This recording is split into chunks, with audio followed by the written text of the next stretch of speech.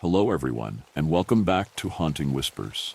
I'm aware that many of you use these videos to fall asleep, so before you drift off, I thought it would be a fun idea if each of you could leave a comment letting me know which part of the world you're listening from.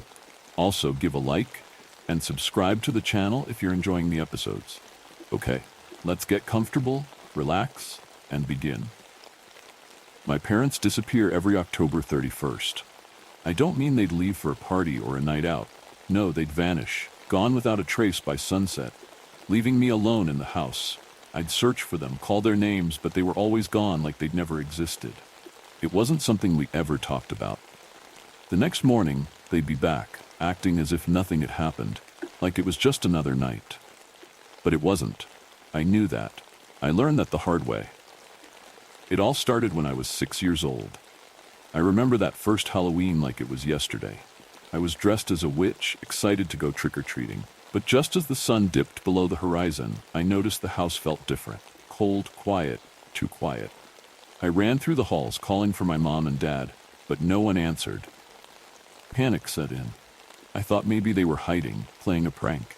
But after what felt like hours of searching, I realized they were gone. The front door was locked, the windows were shut, and I was completely alone. That's when I found the first note. It was on the kitchen table, written in my mom's familiar handwriting. It simply said, Rule 1, stay in your room. Do not come out until sunrise. Whatever you hear, ignore it. I didn't understand then. I was scared, confused, and alone. I didn't want to stay in my room. I wanted to find my parents. But something about the note made me follow the instructions. I took a flashlight and a pillow, locked myself in my room, and crawled under the covers. I thought maybe it was some kind of weird game. I wasn't sure. That night, I didn't sleep much. The house creaked and groaned more than usual. I heard strange noises, soft scratching at my door, footsteps in the hallway, whispers that I couldn't quite make out. I told myself it was the wind or my imagination, but deep down, I knew it wasn't. Something was in the house with me. The next morning, when I opened my door, my parents were back. They were sitting at the kitchen table, sipping coffee like nothing had happened. I asked them where they'd gone, what had happened, but they just smiled and said I must have had a bad dream. That was the beginning. Every Halloween after that was the same. My parents would disappear just before nightfall, leaving me alone with a note. Each year, the instructions got a little more specific, a little more ominous. By the time I was 8, the notes included things like Rule 2, don't look out the windows, and Rule 3, don't respond if someone calls your name. And the noises, they got worse. One year, when I was 9, the sounds outside my room became unbearable. There were knocks on the door, not gentle, but loud, insistent pounding. I pressed my hands over my ears, squeezing my eyes shut, but I couldn't block it out. The voice on the other side was familiar. My mother's voice, calling my name. Ellie, it's okay. You can come out now. She sounded so calm, so normal. For a second, I almost believed it was really her. But the rule had been clear. Do not open the door, no matter what you hear. So I didn't. I stayed under the covers, trembling, until the knocking stopped. I never told my parents about the voice, and they never asked. The years passed, and the game continued. It became a twisted Halloween tradition. While other kids dressed up and collected candy, I stayed locked in my room, listening to the house come alive with things I couldn't see. I became used to the notes, the strange noises, and the feeling of being watched. It was all part of the game, my own haunted ritual. But when I turned 13, everything changed. That year, the note was different. I found it on my bed just as the sun was setting, but instead of the usual instructions, it said, Rule 4, there's something new in the house tonight. Be careful. I didn't know what that meant, but the moment I read it, I felt a chill run down my spine. Something new? What did that mean? I locked my door as usual and tried to settle in for the night, but I couldn't shake the feeling that something was terribly wrong. The noises started earlier than usual. At first, it was the familiar creaks and footsteps. I'd gotten used to those, but then there was something else. Breathing. I could hear it, low and heavy, just outside my door. It wasn't human. It was too slow, too deep. I pressed myself against the headboard, clutching my flashlight like a weapon, even though I knew it wouldn't help. The breathing moved away after a while, but then came the scratching. It wasn't at my door this time. It was coming from inside my room. I whipped the flashlight around, scanning the walls, the ceiling, but there was nothing. The scratching grew louder, closer, until it felt like it was coming from beneath my bed. My heart pounded in my chest, my throat dry with fear. I didn't dare look under the bed. I was too scared of what I might find. The scratching stopped abruptly, replaced by a soft, childlike giggle. The sound of it froze the blood in my veins. It wasn't me. It wasn't my parents. Something was in the room with me. I backed up against the wall, holding the flashlight out in front of me like it could protect me from whatever was there. The giggling continued, soft and mocking. I whispered to myself, "It's not real. It's just a game." But I didn't believe it anymore. Suddenly, there was a loud bang on the door. The whole room seemed to shake with the force of it. I dropped the flashlight, plunging myself into darkness. The breathing was back, but this time it was right outside my door. Bang! Another hit. The door shuddered. Bang! The lock rattled. Whatever was out there was trying to get in. I scrambled to pick up the flashlight, but my hands were shaking so badly I could barely hold it. The banging grew more violent, each hit sounding like the door was about to give in. And then, just as suddenly as it started, it stopped.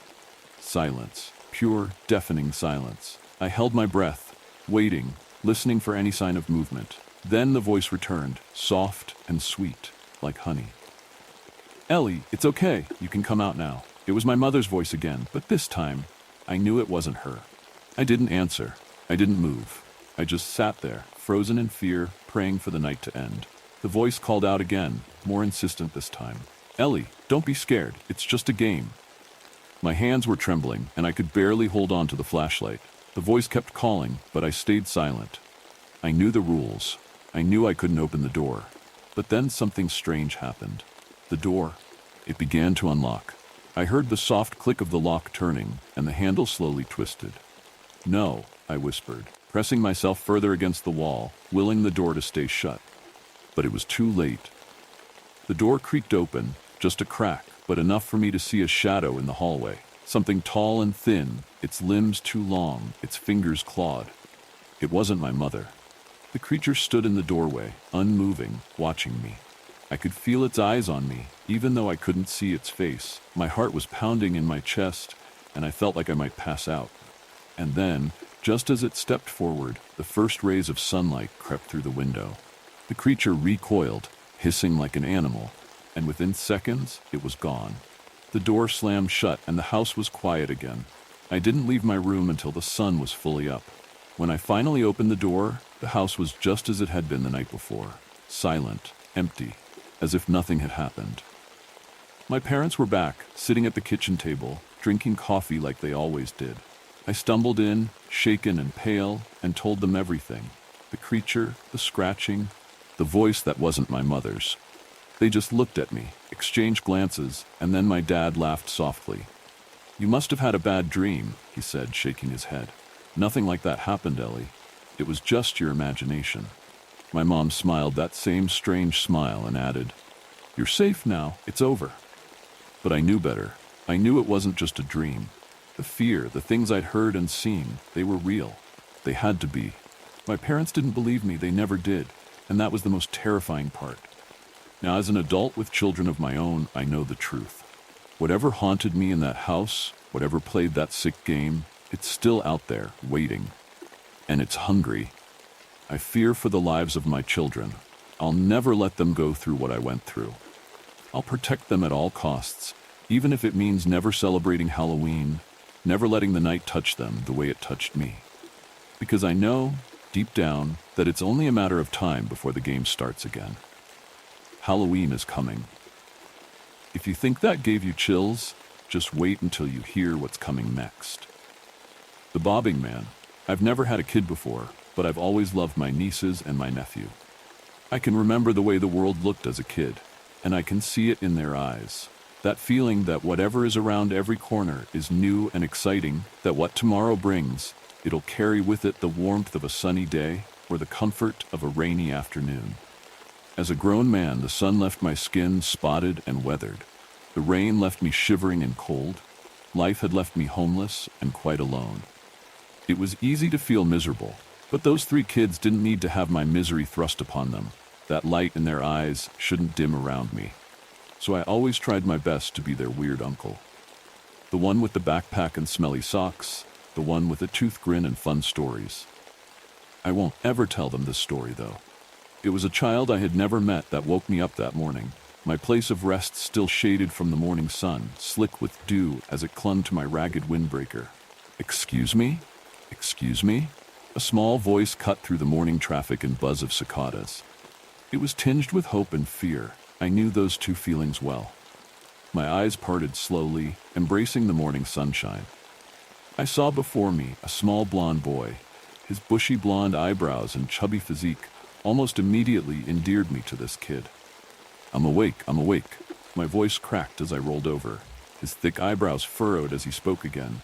"I'm really sorry to wake you up. I just don't have a phone and I really need to call my mom." His small voice had that deep fear in it that kids always had when they were worried they would get in trouble over something completely reasonable. My lips pulled up into a smile as I rubbed my messy hair. "Do you know her phone number, buddy?" I reached into my bag and pulled forth a cracked, dusty phone as he recited it by heart. I suppressed a chuckle. Someone had clearly drilled that phone number into him. I looked down at the phone's cracked face as it half-heartedly turned on, only to flash an empty red battery symbol and die in my hands. "Fuck," I said under my breath, fumbling in my bag for a charger. I lightly intoned while I revealed a charger from my pack. "Sorry, kid, this might take a minute before you can call her." He swayed awkwardly on the spot as his fear of the whole situation was yet to be abated. I felt for this kid. I knew what it was like to be alone in places you're not familiar or comfortable with. It was my whole life. I patted the seat next to me and smiled brightly, attempting to infuse every ounce of kindness I could into my gaze. "Wanna sit?" He looked indecisive until I pulled out a big bag of Skittles. Plenty to go around. He plopped on the bench beside me and pulled a single Skittle from the bag, placing it in his mouth before grabbing another one. "What's your name, buddy?" He placed a purple Skittle on his tongue. "My name is Trenton, but my mom calls me Trent." I offered him my hand, which probably could have been a little cleaner. "I'm Melvin, but people call me stupid." "Is it okay if I just call you Melvin?" he asked with an adorable sincerity. I laughed and smiled. "That's fine with me, Trenton." He smiled back, now being less cautious with the Skittles. "Do people really call you stupid?" "Sometimes, but I tell them to hang up and call me back when they're smarter." He laughed. "That's a stupid joke." My phone now read 3% as its screen feebly flickered to life. "You can call your mom now, Trenton. Just keep it plugged in, all right?" He nodded enthusiastically and dialed her number. She picked up after 3 rings, and a stern but gentle voice crackled from my shitty speakers. "This is Miss Waters. How may I help you?" "Mom, it's me. Jake and his mom left me here." "Yes, about 20 minutes ago." "I'm sorry, Mom." I listened intently to the mother's furious tone as she reassured Trenton that none of this was his fault. It was then that he handed me the phone and said, "She wants to talk to you." I made a big, goofy, frowny face of fear, and he giggled. "Hi there," I said casually. "I need your name and location, please." I opened my mouth to speak, but my eyes drifted over the large field of the park for the first time since I had opened them. A small black shape caught my eye as it bobbed up and down. I squinted, and it sharpened just slightly into a shape that could have been a man. "Hello, are you there?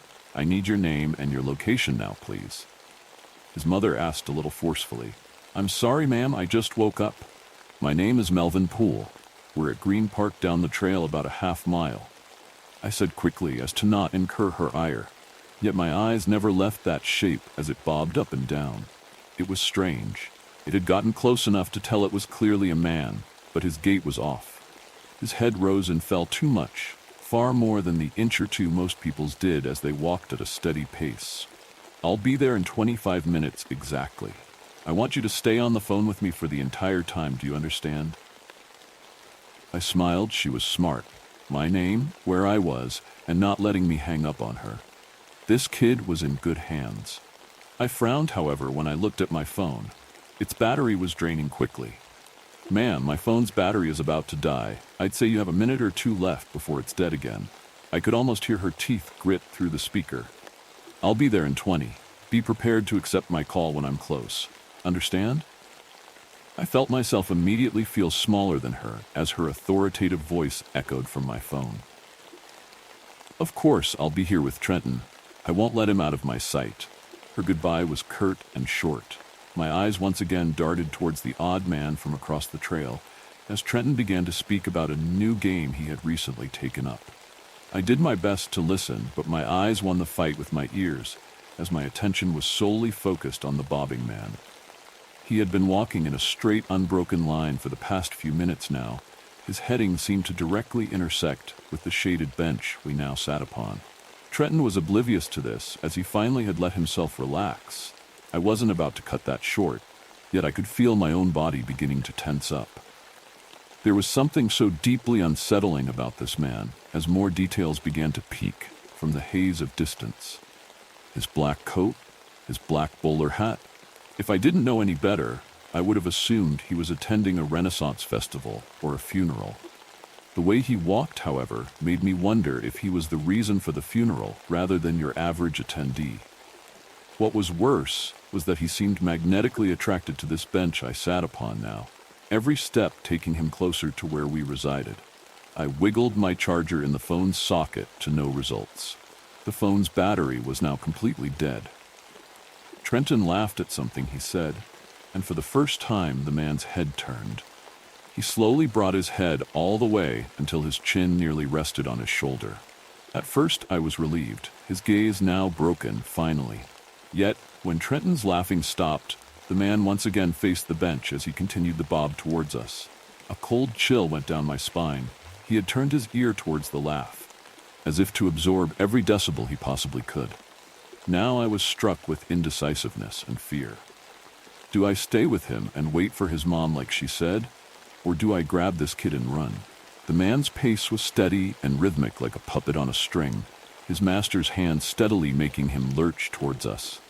The morning sun cast his shadow off to his side. It was so long and thin, as if it too wanted nothing to do with and was attempting to flee from him. "Trenton, buddy, let's go somewhere else," I said, my voice not yet revealing my fear to spare him. He looked at me, his brow once again furrowing. "I can't do that. My mom is coming right here, and I don't want her to be mad at me." My eyes darted back and forth between him and the steadily approaching shape in my peripheral. "She'll be mad at me, bud, not you. I promise. I think she'll find us faster over here anyway." He frowned and said, "I can't leave. I'm going to stay right here." He stopped and let his head hang. "If you want to leave, that's okay." I tried my utmost to not let an ounce of fear into my voice. I would never leave this kid here alone with this creepy fuck. "I'm staying right here then, all right?" He smiled. The man was now close enough to read his expression. I wish I couldn't. Upon his face rested the most unpleasant smile I had ever laid eyes upon. It was a toothy grin that revealed the spaces between all of his teeth, small gaps to the black abyss that was his mouth. The corners of his mouth were pulled up against his cheekbones in a way that looked like it was carved into marble. I had never seen a man this unsettling in my entire life. His fingers drummed against his leg one by one, too slow to be a rhythm to any music, just one finger at a time. He was upon us. Trenton finally took notice of the bobbing man and stopped munching on the Skittles. I desperately wanted to look away, yet I forced myself to be transfixed by his ugly mug. This guy was a threat. My deepest of senses knew this. Every ounce of that superhuman ability we all have within us was triggered by this fuck. He addressed me first as his gait finally took him within 10 feet of my bench. He tilted forward ever so slightly as he spoke, so his teeth were the closest thing to me. "Thank you so very much for finding Trent. I've been scouring this place high and low for him." His voice was like sour honey, slow and sticky. It clung to the air and lingered. My eyes darted to Trenton as the man spoke. One look at his face told me Trenton has never seen this motherfucker once in his entire life. "Who are you?" The words didn't have the confidence I wished they did. "A friend." The words slithered out of his mouth in a way that made me want to puke. "I doubt that, Trenton. Hand me my phone. I'm going to have the cops here any second. I don't want you anywhere near Trenton." His expression didn't flicker for even a moment as the dead phone was passed to me. "I assure you there's no need for that at all. I just want Trent to come with me, and I'll take him to his mother, save you the hassle." Trenton frowned. "Stop calling me that. Only my mom calls me that." The man didn't even look at him as his gaze was still fixed upon me, the tapping of his fingers now reaching an unsettlingly fast pace as he spoke, the drumming beat intermingling with his words. "I of course can reimburse you for your troubles. How does $100 sound?" My teeth clenched. "Get the fuck away," I said, my voice measured and slow as to not reveal my fear. His smile deepened as his fingers moved blisteringly fast upon his lower thigh. "You drive a hard bargain. How about $300? Trenton moved closer to me, hiding mostly behind me now. I drew the pocket knife that I had been keeping hidden within my bag. "Last time I'm gonna say this, leave." His fingers now moved faster than my eyes could see. His hand just a blur as the sound of his fingers drumming on his leg became one continuous buzz. His eyes finally drifted from me and rested upon Trenton. He leaned in a little closer and spoke in a tone that immediately put me into a fight or flight panic. "You little fat fuck, I'll wear your skin while I bathe in your blood." His smile unbroken. He leaned even closer. Trenton spoke. "No, I don't want any candy. I don't want to go with you." The man whispered, "I'll watch your mother through her window as she mourns you with a mouthful of your spleen." My body instinctively lashed out with the knife as I held it aloft. Trenton spoke shakily. "I don't want to see your puppy leave me alone." His small voice shaky and tears beginning to trail down his red cheeks. The man jerked forward and backward ever so slightly, his head bobbing up and down as he did so before he turned around and contorted himself backwards, his hands falling in the grass as his upside-down face flashed us with his plastered grin. Horror had me rooted to the spot. His fingers now all drummed the wet grass, spraying his face with small droplets. I had never seen anything more strange and terrifying in my entire fucking life. He then padded away on his hands and feet, never taking his eyes off the pair of us as he became smaller and smaller, the distinct sound of his tapping growing fainter and fainter. The distance between us did absolutely nothing to diminish my terror. That knife never left my hand, nor did either of us sit. The sound of his fingers stayed between us for an unnaturally long amount of time, as if it was desperately making its way back to us. We waited in silence as I did my best to control my breathing. My white knuckles gripped the handle of the knife long after the sound of his fingers could no longer be heard. Suddenly, a blue sedan came hurtling from the highway into the adjacent parking lot. Trenton ran towards it faster than I thought a kid like him could, and hurled himself into his mother's arms. He babbled and wept for a minute as she stroked his hair. I stayed a good 15 feet away, keeping both them and the woods the freak had retreated into in plain view. Her form grew more and more stiff with each word from Trenton's lips until she said, "Did he say anything to you specifically, Trent?" He nodded and said weakly, "He offered me candy and to see his little puppy." Her chest rose and fell heavily as she squeezed him tightly. "Go sit in the car, honey. We'll be right next to it, okay?" I lamely raised my hand and waved at him as he got in the passenger seat. He waved back and clutched the bag of Skittles tightly, his small face a frown of sadness and tiredness. Miss Waters now approached me, her eyes locked onto me, studying me. "Thank you for taking care of Trent." I smiled, not an ounce of my usual charm present. "He's a good kid. I hope he's okay." Her eyes didn't leave mine. "The man? What did he say to my son?" I stopped, taken aback. Trenton's answer now finally registering, as well as his answer to the creepy fuck. Horrible things. Fucking awful, terrible shit I don't want to repeat. But... I glanced at Trenton. She intoned, "That's not what he heard though, right?" My brow furrowed deeply. No, he didn't hear what he said. I didn't even think about it at the time because I was processing what that evil prick was saying. I looked at her. "How did you know I heard something different?" She didn't answer but took a step back and sighed deeply. "You have absolutely no idea how grateful I am to you. You were there when I failed miserably to protect him. Thank you. Thank you so much." I thought back to my pathetic flailing of the knife in its face. I've never felt more useless in my entire life. Her lips pulled into a frown. "If you weren't there to protect my son, I would have never seen him again. Remember that." Her words didn't bring me any solace. Only a deep unease as I thought of the implications of her words. She knew that thing. She knew what it was capable of. I sincerely hope that Trenton is still safe. I hope he never heard that tapping of fingers again. I hope that he stays a kid for as long as he can. That was only the beginning. The next story will make your heart race even faster. In deep Appalachia, Halloween night comes with rules. I've lived my entire life in a holler on the outskirts of Wyoming County, West Virginia, deep in the mountains of Appalachia. It's a place so remote most folks don't even know it exists on a map. Just a handful of families and dense, unforgiving woods. This place doesn't have neighborhoods, doesn't have sidewalks, and most definitely does not have trick-or-treaters on Halloween. Halloween isn't a holiday here. It's a test. My family, and the others who've lived here long enough to know, follow a set of rules on Halloween night. It's not tradition or superstition. It's survival. Those who didn't follow the rules didn't live long enough to tell anyone about it. Our rules aren't just about keeping doors locked or avoiding dark places. They're specific, with reasons rooted in events we don't talk about. My dad always said they came from my great-grandmother's time, when people came to these mountains from Scotland and still believed in the old ways. Whether it's spirits or something else that's out there, or things just too old to name, Halloween night here has always been a game of life and death.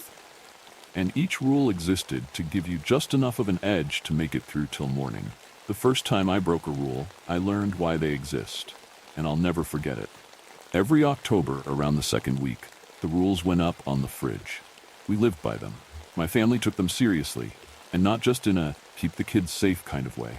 No, these rules were for everyone. Break one, and you'd put us all in danger. Here's how they go. If you hear 3 knocks at the door after sunset, do not answer. If you hear a single hard knock, open the door, but do not look at who stands there. Hold out a basket of freshly baked bread and wait until you hear the footsteps leaving to shut the door. If you hear someone call your name from the woods, do not answer. If you see a figure at the tree line wearing a wide-brimmed hat, do not look at him for longer than 1 second. If you hear chains dragging on the ground, sprinkle salt on all windowsills and door thresholds within 1 minute. If a candle is burning in the window of the old, abandoned Anderson cabin up the hill, stay indoors, no matter what. These rules didn't exist for no reason. They were handed down because bad things had happened. People vanished, people died, and strange things occurred. That's just how it was. I remember one specific year, years back, when Halloween night fell on a full moon. The air felt different, charged. My dad had a sense for when things were going to be bad. You could just feel it in the holler, thick in the air, like something breathing down your neck. Dad told us to get all the preparations done early. Salt the windows now, he instructed, standing by the door, his face tight with worry. We're not waiting for the chains. I followed his orders without question, pouring salt along each windowsill and at the front and back door thresholds. My brother was baking bread, already anticipating rule number 2, the one we hated the most.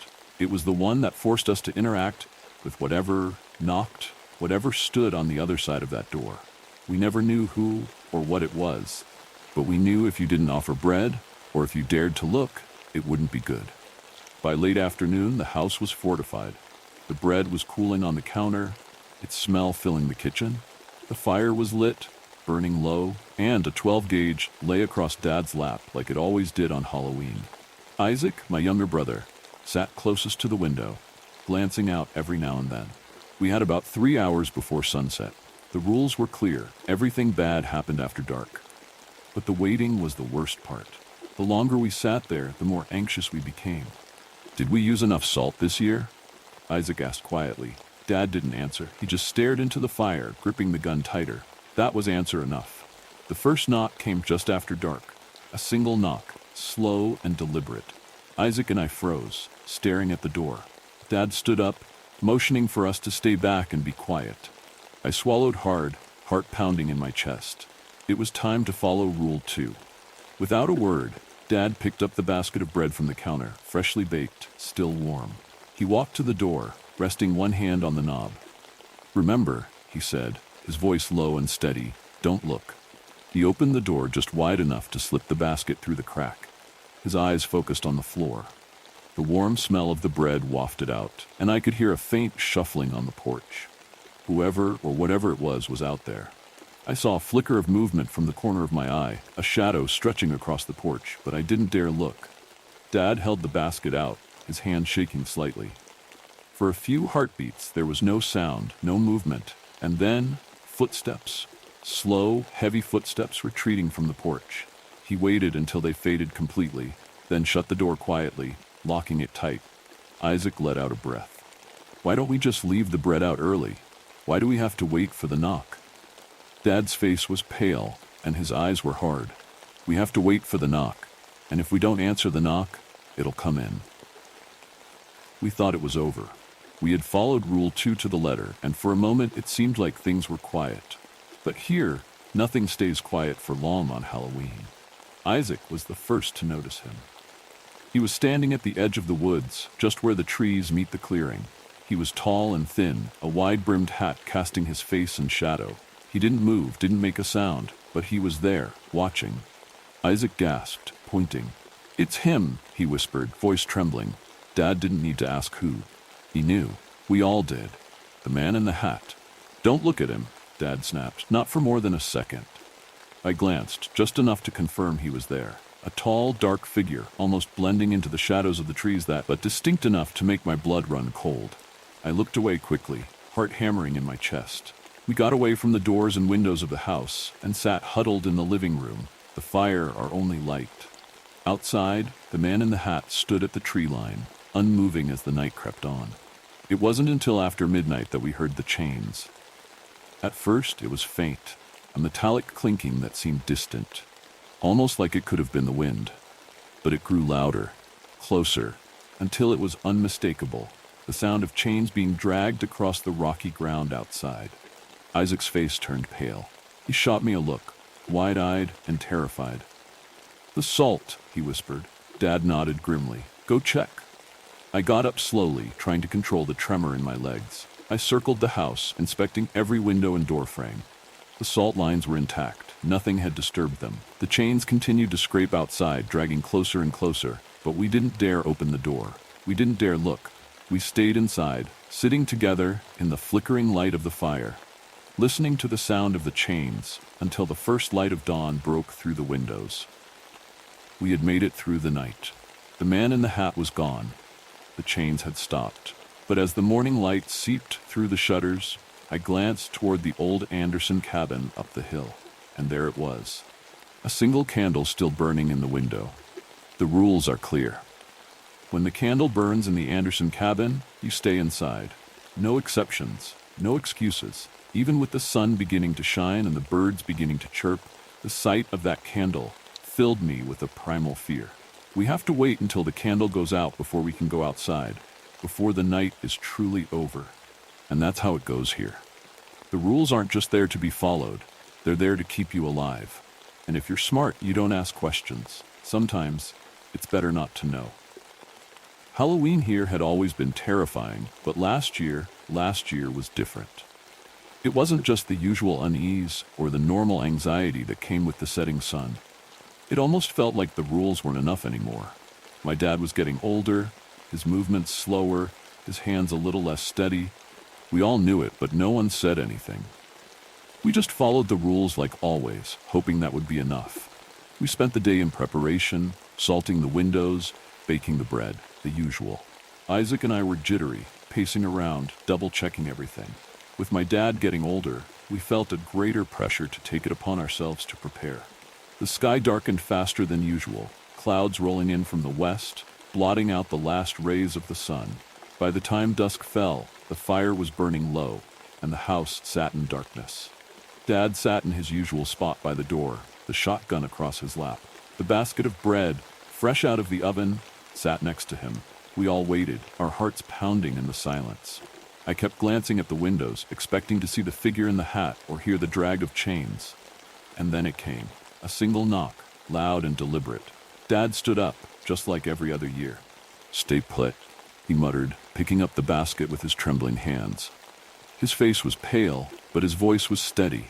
Isaac and I exchanged a nervous glance as Dad approached the door. As always, I stared at the floor, focusing on the sound crackling fire and trying to block out the sense of dread that had settled in my gut. He opened the door a crack, just enough to push the basket through without seeing whatever waited on the other side. But this time, something went wrong. As Dad leaned forward, he knocked the basket against the doorframe and lost his grip.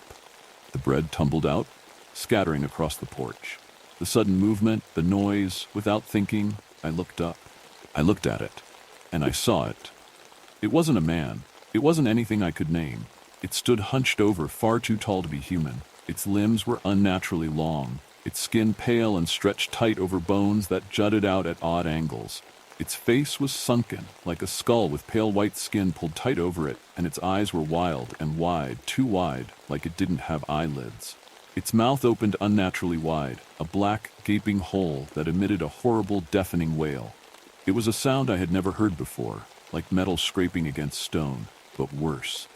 It drilled into my skull, making my ears ring and my vision blur. Before I could react, before I could even scream, the thing lunged. Its bony hand shot out, grabbing my dad by the collar. In one terrifyingly quick motion, it yanked him off the porch, dragging him toward the woods. The sound of his body scraping against the ground, his muffled cries, and the creature's horrible wail all blurred together into a scene of pure terror. Isaac screamed first. I was frozen, my mind unable to comprehend what had just happened. But Isaac's scream jolted me back to reality. "Dad!" Isaac yelled, bolting for the door. I followed, my legs shaking, and my heart pounding so hard it felt like it would burst out of my chest. We ran out into the cold night air, toward the edge of the woods, where we could still hear Dad's faint cries. But before we could take more than a few steps, I saw it. The candle. A single flickering light in the window of the old Anderson cabin. My blood ran cold. We had come outside when the candle was burning. I grabbed Isaac's arm, pulling him to a stop. "Wait," I whispered, voice shaking. "The cabin." As if on cue, the door of the cabin suddenly flew open with a loud crash, as if something unseen was about to come storming out, something angry, something that should not have been awakened. "We have to go," I shouted, dragging Isaac back toward our house. We scrambled inside, slamming the door shut behind us. I locked it, my hands trembling so badly I could barely turn the key. The shotgun was still on the floor by Dad's chair, but it felt useless. What good would it do against something like that? But the night was far from over. We huddled in the living room, terrified, waiting for the next rule to break. Isaac was crying, his hands shaking as he tried to steady his breathing. I stared at the door, half expecting something to come crashing through at any moment. The chains came next. We heard them clattering on the ground, dragging closer and closer. I grabbed the bag of salt, getting ready to double-check the lines of salt we had placed down earlier. The chains dragged right up to the front door, the metallic clinking echoing in the silence. I could hear it just outside, scraping against the wooden steps of the porch. But I knew the salt would hold. It always did. Or so I thought. Isaac was the first to notice it. We had forgotten to re-salt the front door threshold after going outside. The wind from the open door had disturbed our salt line. Just as I was about to rush toward the door to re-salt it, I heard the chains and a creaking against the door. It sounded as though a heavy weight was slowly leaning against it. I knew we didn't have time. I began to back away, motioning to Isaac to go to the bedroom. Isaac screamed as the door burst open. We ran into the back bedroom, hearts pounding, breaths coming in ragged gasps. I quickly salted in front of the door to the bedroom and checked the windows. "It's in the house," I whispered. I could feel it, a presence, something cold and malevolent, creeping through the house toward us. I don't know how long we waited, or how long we listened to the chains pacing back and forth through our house. Eventually, we heard them go back outside. Slowly, we left the bedroom and quietly closed and locked the front door. I placed a fresh line of salt in front of the door and breathed a sigh of relief. We were safe, for now. And then we heard it again. A knock. But not the single knock. And not the 3 knocks. This was something new, something that didn't fit the rules. It was a rapid, frantic pounding, as if whatever was out there wanted in, now. My heart stopped. The rules didn't cover this. Isaac looked at me, eyes wide with terror. What do we do? I didn't have an answer. The pounding grew louder, more desperate. The windows rattled in their frames, and the fire flickered, casting wild shadows on the walls. Whatever was out there was angry, angrier than anything I had ever felt before. We just wait, I whispered, my voice barely audible over the noise. We wait until daylight. The rest of the night was a blur of terror. Every minute felt like an hour. Every sound made my heart leap into my throat. We didn't sleep. We didn't dare move from the living room. We huddled together in front of the fire, clutching the shotgun like it was our last hope, and quietly crying over the loss of our father. The pounding on the door never stopped.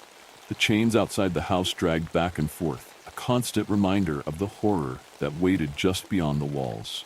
And through it all, the candle in the Anderson cabin burned bright, flickering in the distance like a beacon of death. But somehow, we made it.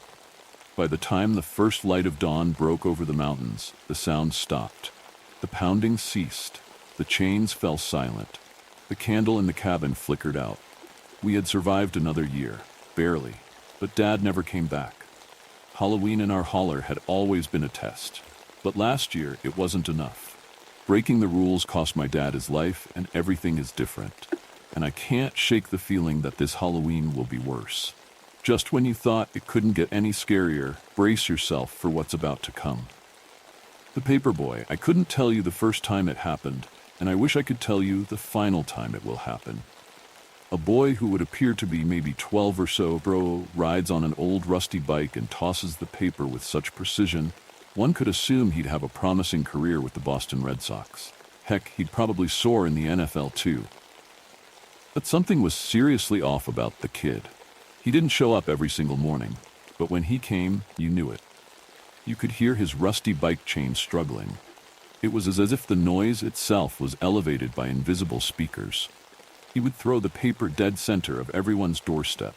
The paper didn't have a name such as the New York Times or whatever your hometown has. It was just simply blank.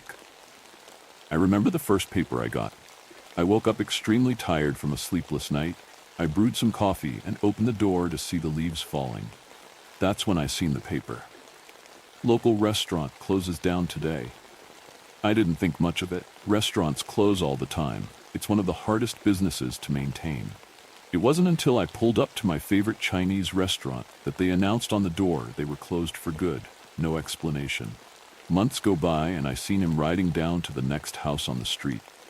I picked up the paper again. Drunk driver crashes today. Sure enough, a man in our town drove his car into a used car lot, damaging one that was for sale. The man was over double the legal limit, according to my cousin, who is a cop. 6 months go by and another one. Jacob dies by stabbing. There's a lot of people named Jacob. Many of those people, I'm sure, were superstitious and stayed in home that day. The news crew were outside someone's home and said it was an active crime scene. They never did find who did it. At least a year went by when I heard the bike pedaling again. I ran outside and the paper landed at my feet. Full moon tonight, be cautious. A homeless person was mutilated in the park. They believed it to be some sort of wild animal. The rest of the paper every time was like any other, filled with weather and advertisements. No one ever tried to stop the Paperboy to my knowledge. 4 months go by and I see him pedaling. I jog towards him. Hey, quit sending out these papers. Please. He turned his head and spoke back to me. I could have sworn his eyes were pitch black. Just doing my job. I don't write these. The paper went dead center of my porch step. Factory supervisor involved in terrible accident. I wasn't at work for 15 minutes when people began freaking out. A temp on a forklift collided with one of our supervisors and he was impaled. He died before the ambulance sirens lit up the rainy parking lot. I don't know what made me think it was a great idea, but a year and a half goes by when I spotted him again. I charged towards him on his bike and he tossed a paper so hard it knocked me flat on my back. Just wait until you get the next one. You'll regret doing that. I sat up and looked at the paper. Body found with all blood gone. The town mayor was found with bite marks on his neck. All the blood on his body was drained. I lived in paranoia the entire day wondering what he meant. A day goes by when the Paperboy came back. Tim gets what he deserved. Shit, That's me. I run back in the house and lock the door when I heard an audible voice. You think you can avoid this? A man comes from my kitchen. He's wearing black pants and a white dress shirt. He's wearing a fedora and black suspenders. He was straightened his tie. His eyes were pitch black, and the smell of rotting eggs filled the room. His arms stretched from across the room and grabbed me by my throat. He picked me up and slammed me against my ceiling and dropped me to my hardwood floor. He picked up my couch and threw it on top of me. I tried to crawl away when I felt his arms start wrapping around my neck as if they were a snake squeezing the life out of its dinner. He flipped me around and opened his mouth. Razor-sharp teeth, similar to a shark's, plunged into my shoulder. I let out a scream and tried throwing a punch, but was too weak. I woke up in the hospital. My neighbor heard all the commotion and left. He explained he's seen a well-dressed man walking down the street and finding me in a puddle of my blood.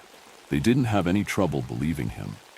Once I made it home, I stumbled to the porch and seen another paper on my step. Local paper closing down once a sacrifice is made. This time there were words below the headline. Fellow citizens of this great community, it is with our deepest regret to inform you that we decided to close shop under one specific condition. The condition being that you all choose one person to sacrifice. The decision is up to you all by majority vote.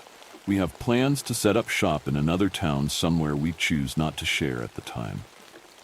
However, failure to pick a sacrifice will result in daily paper deliveries, many more creative than the next. Every childless adult is required to attend. I never seen town hall so full of people and such chaos.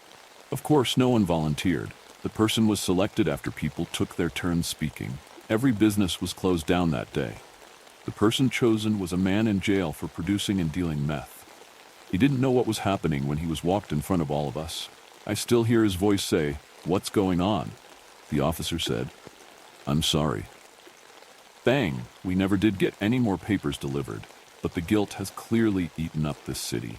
I'm not sure if they planned on coming to your town or whoever's town, but I am completely convinced they cannot be stopped. You think that was bad? The next story will keep you up all night. Method: acting. Female, age 20 to 22. Claire, supporting role. Brown chestnut hair, fresh out of school. Adventurous personality and a little rough around the edges. Based on that short job listing, I thought Jessica had a good chance of getting the part. When she did, I was delighted. I remember the light in her eyes when she burst into the room to tell me. This meant something to her, more than just a role in a movie. She told me it proved something, not just to her, but to her parents, that the years she had spent in college were worth it. This would be something she could be proud of. She's been taking the bus to and from Vancouver since then. The film is being produced by the upcoming film studio, Borderline Pictures. Initially, I was suspicious of the studio. They don't have a website or almost any information when you look them up online. Neither did the film's Polish director, Yuri Nowak, have any previous work. At least now she can say she's been paid for something in her field, I had thought. Hopefully it'll be easier for her to get more work after this experience, whether or not the film does well. I'm writing this post because of an incident at the studio which occurred yesterday. Before then, I had seen none of her work. I had been excited all week since Jessica had given me the invitation to tour the studio. She explained it would be a small group, just the crew's close friends and family. The plan was to show us the props department and some of the sets being assembled. It was going to be on a Saturday, which meant no class for me. Even if there was, I would have taken the day off for this. I wasn't going to miss it. This one here, Jessica pointed it out. I pulled my gray car to a stop just outside the grungy warehouse. Its walls had been a tan color, I think, though the paint was stained and peeling.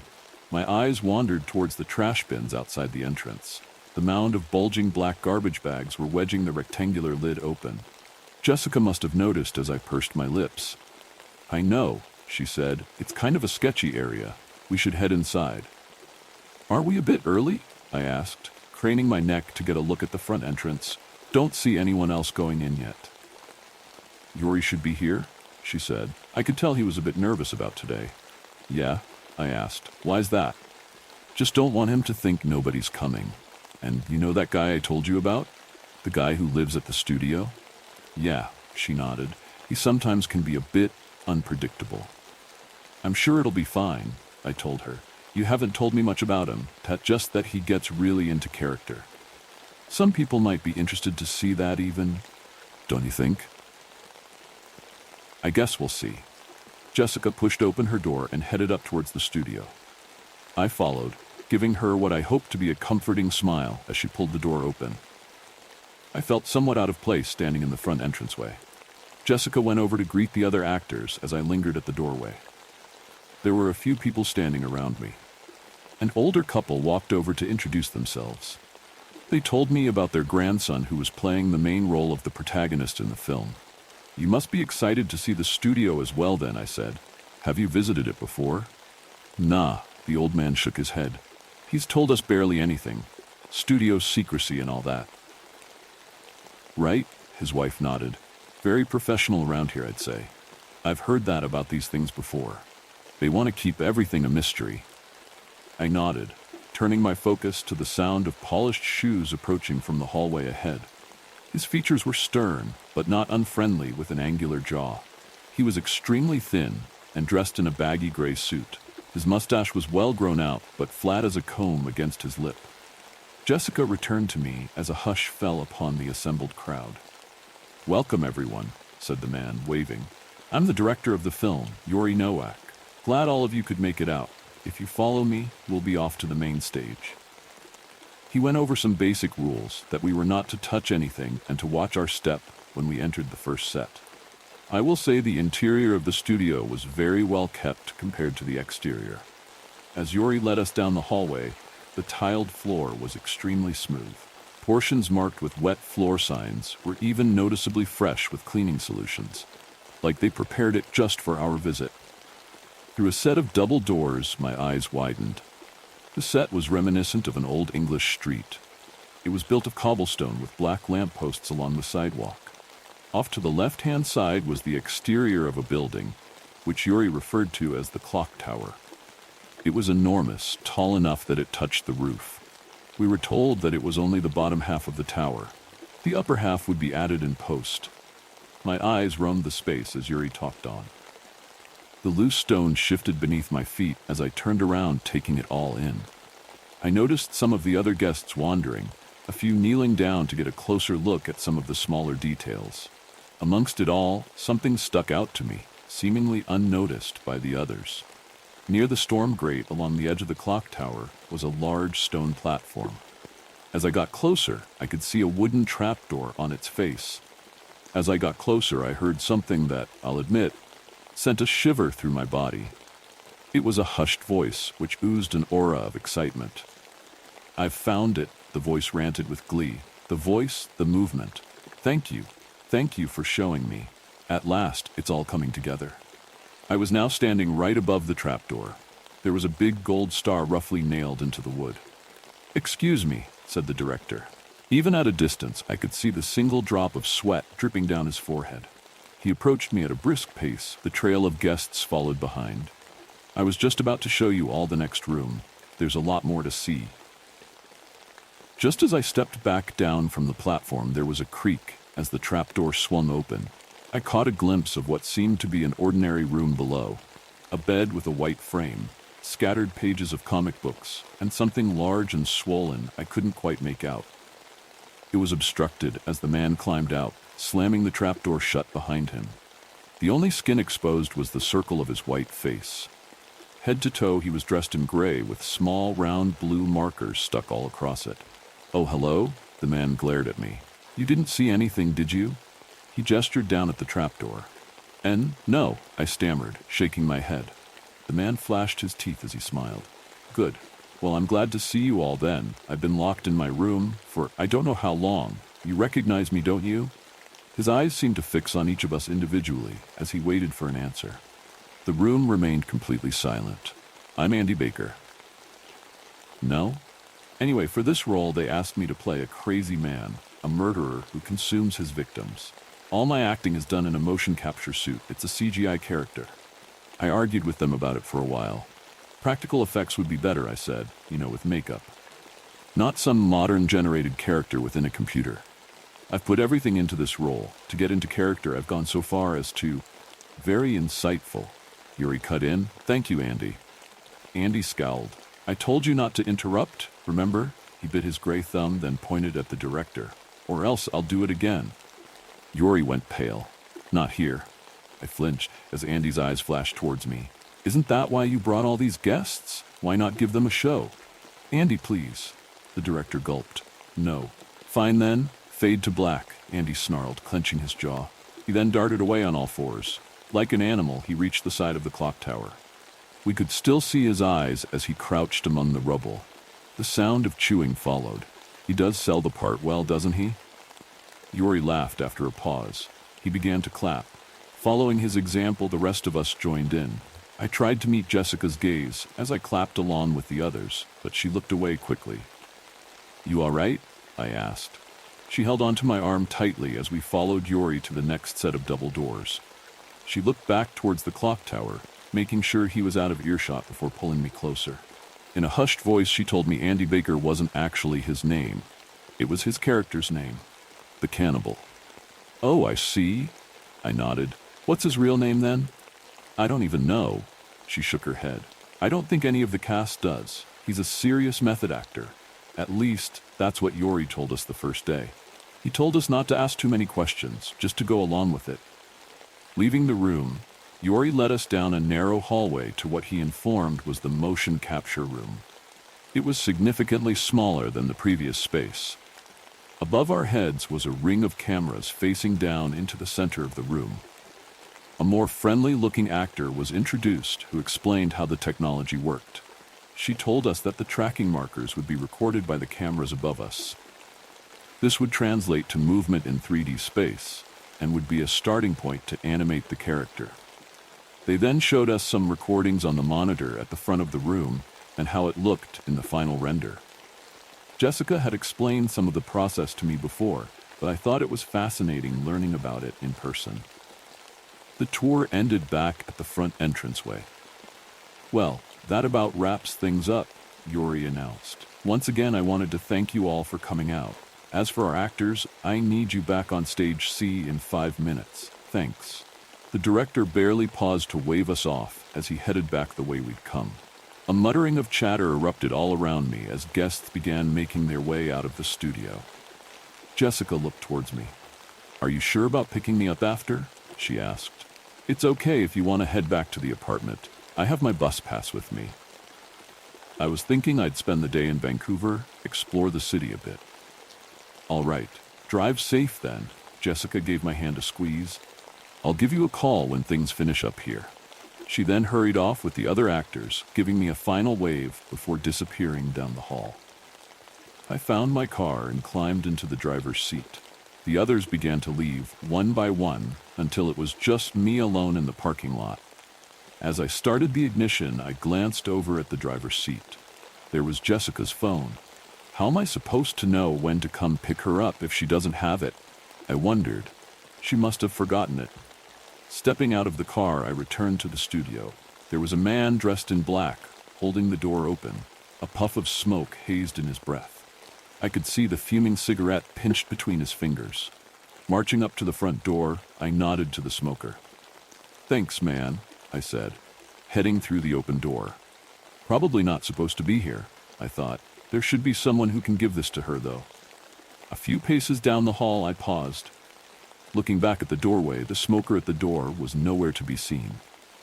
I wasn't far from the main stage now, but I couldn't hear any voices within. The studio itself was eerily quiet. I was very aware of my footsteps after that. The unavoidable wet squeaking as I walked over the wet floor. I approached the large doors of the main stage. They had been left open ajar. All the lights were off, leaving the room black as night. There should be a light switch. I remembered seeing one along the right wall.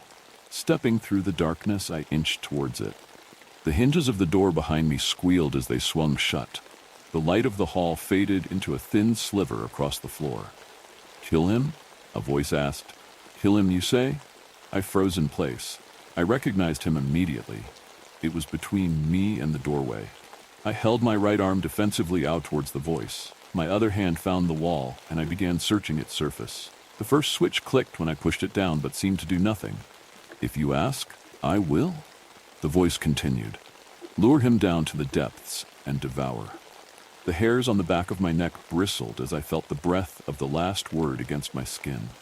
My thumb found another button, which I immediately pressed. The lights of the set flashed into luminance. My eyes darted around, taking in the set once more. I was alone on an empty stage. I don't know what it was that made me approach the trapdoor. Curiosity? All I know is that when I saw the lid was open, I couldn't look away. That thing down there, I remembered it from earlier, the gray lump which rested on the edge of the bed. It was coated in crusty grime, fabric stained. What the hell is he keeping down here? I wondered. The rickety ladder creaked as I descended into the room. There was a crunch as my shoes found the wooden floor. Glass, I realized, scattered around me. It had come from a broken mirror laying on its side in the corner. I approached it and found printed photos. Andy, I recognized, smiling in the first image. His eyes looked different, like there was a genuine friendliness there. He was also a bit larger compared to the second photo, which was presumably after he had lost some weight. He looks even thinner now, I thought. I could see the outline of his ribs, even through the motion capture suit. Kneeling, I touched a few of the pieces of glass laying nearby. I picked up a larger shard, shaped like a knife, and took it with me. Finally, I turned my full attention to the bulging bag that had caught my eye to begin with. Moving to the bed, I examined it more closely. It was large with a slimy shine. I reached for the opening, thinking to have a look at whatever was inside. As I tugged at it, a wet glob of fluid began to ooze out. I wasn't able to pull my hand away before I felt it drooling over my fingers. "Yes, I know it has to be raw," I flinched when I heard his voice. I had thought the room was empty. The deer gave them all a fright last time, but getting into character will take more. Raw animal meat hasn't been enough. The floorboards creaked as I stepped around the bed. This hidden lair didn't end with just a bedroom. I spotted a hand railing along the passage, leading deeper. The space below was wide open, a circular room. In the center, I spotted a figure sitting in a large chair. Her wrists were tied to the armrests. Around her foot, a pool of dark fluid gleamed in flickering light. "Jessica?" I rushed forward as I realized it was her. I only made it a few steps before the whisper of his voice made me freeze once more. "In servitude I have done it. Are you pleased?" There he was. I could see Andy, sitting at my girlfriend's side. He looked like a rat, perched atop a large metal stool. He was gripping something in his long white fingers. It dripped as he took a bite, staining his knees and trickling to the floor. Jessica didn't react as Andy spoke, dull eyes staring straight ahead. She wore a blank expression. "Am I to wait longer?" Andy asked. "Or has the time to devour come?" He was looking past Jessica to someone else. I wondered. No. If there is, I can't see them. It was faint, though I thought I heard a faint voice respond to him. "We only need her." A shiver ran down my spine. Andy turned his head to stare directly toward me. "The Brotherhood warned me of you," he smiled, "that I might have company during my rehearsal. Do you want to hear more?" "What the hell did you do to her?" I demanded. I noticed there was a saw blade stashed under the actor's shadow. She was in her gray socks. The sawed fabric stuck up oddly around the severed portion. My stomach turned as my mind connected the visuals. He chuckled as he chewed on it. "Is that a no?" Andy raised an eyebrow. "I insist. Come closer." He beckoned me. "Let me show you what it is I've been working on." I moved forward, gripping the glass shard behind my back like a blade. I drew it and cut the restraint, holding her right arm. "Stop it." Andy's smile twitched. I barely managed to pull the rope loose before he lunged at me. His attack was a blur of teeth and nails. I yelled as pain erupted in my neck and shoulder. My arm instinctually landed against his upper chest, pushing off his bloody teeth. I threw him off of me and backed away. He charged once more, diving into me. The air wheezed from my lungs as my back struck the hard floor. My vision blurred. The world was broken into raw shapes as I struggled to regain control. His body was a gray smudge, a white face that gleamed in the eclectic light above. Glass in hand, I drew back my arm, then stabbed him. My vision refocused in time to catch the look of agony across the man's face. His eyes clenched shut as it contorted. The glass had embedded in his back, in the soft skin under his left shoulder blade. He howled, stumbling backwards. I took the chance to return to Jessica's side and cut through the second restraint. I grabbed her shoulders and pulled her upright. "Go," I told her frantically. She shook her head, blinking slowly at me as if waking from some hex. Her legs wobbled as I nudged her towards the stairs. I followed behind her, putting myself between her and Andy. I could see the trapdoor had remained untouched as we entered the bedroom area. "Go," I told Jessica. Grabbing under her arms, I helped lift her up so she could crawl through the exit. The crunching of rubble followed as she disappeared from view. I flinched as there came an ear-piercing scream somewhere above, not from Jessica. I grabbed hold of the ladder. Andy appeared at the stairwell as I began to climb. There was fury in his eyes. He charged me. "Get away," I shouted. His fingernails were like thorns as they bit into my lower leg. I kicked at him and my foot found his jaw. He fell back, giving me enough time to clamber up the rest of the ladder. I emerged onto the set and found myself under the gaze of several stage lights. I blinked, covering my brow, as faces from the edges of the set watched in confusion. "Jessica," I rushed to her side. All eyes were on her and her bloody foot. A small pool had already formed, leaking between her fingers that were clamped around it. Her face was contorted in a silent scream. I need to get her out of here, I thought.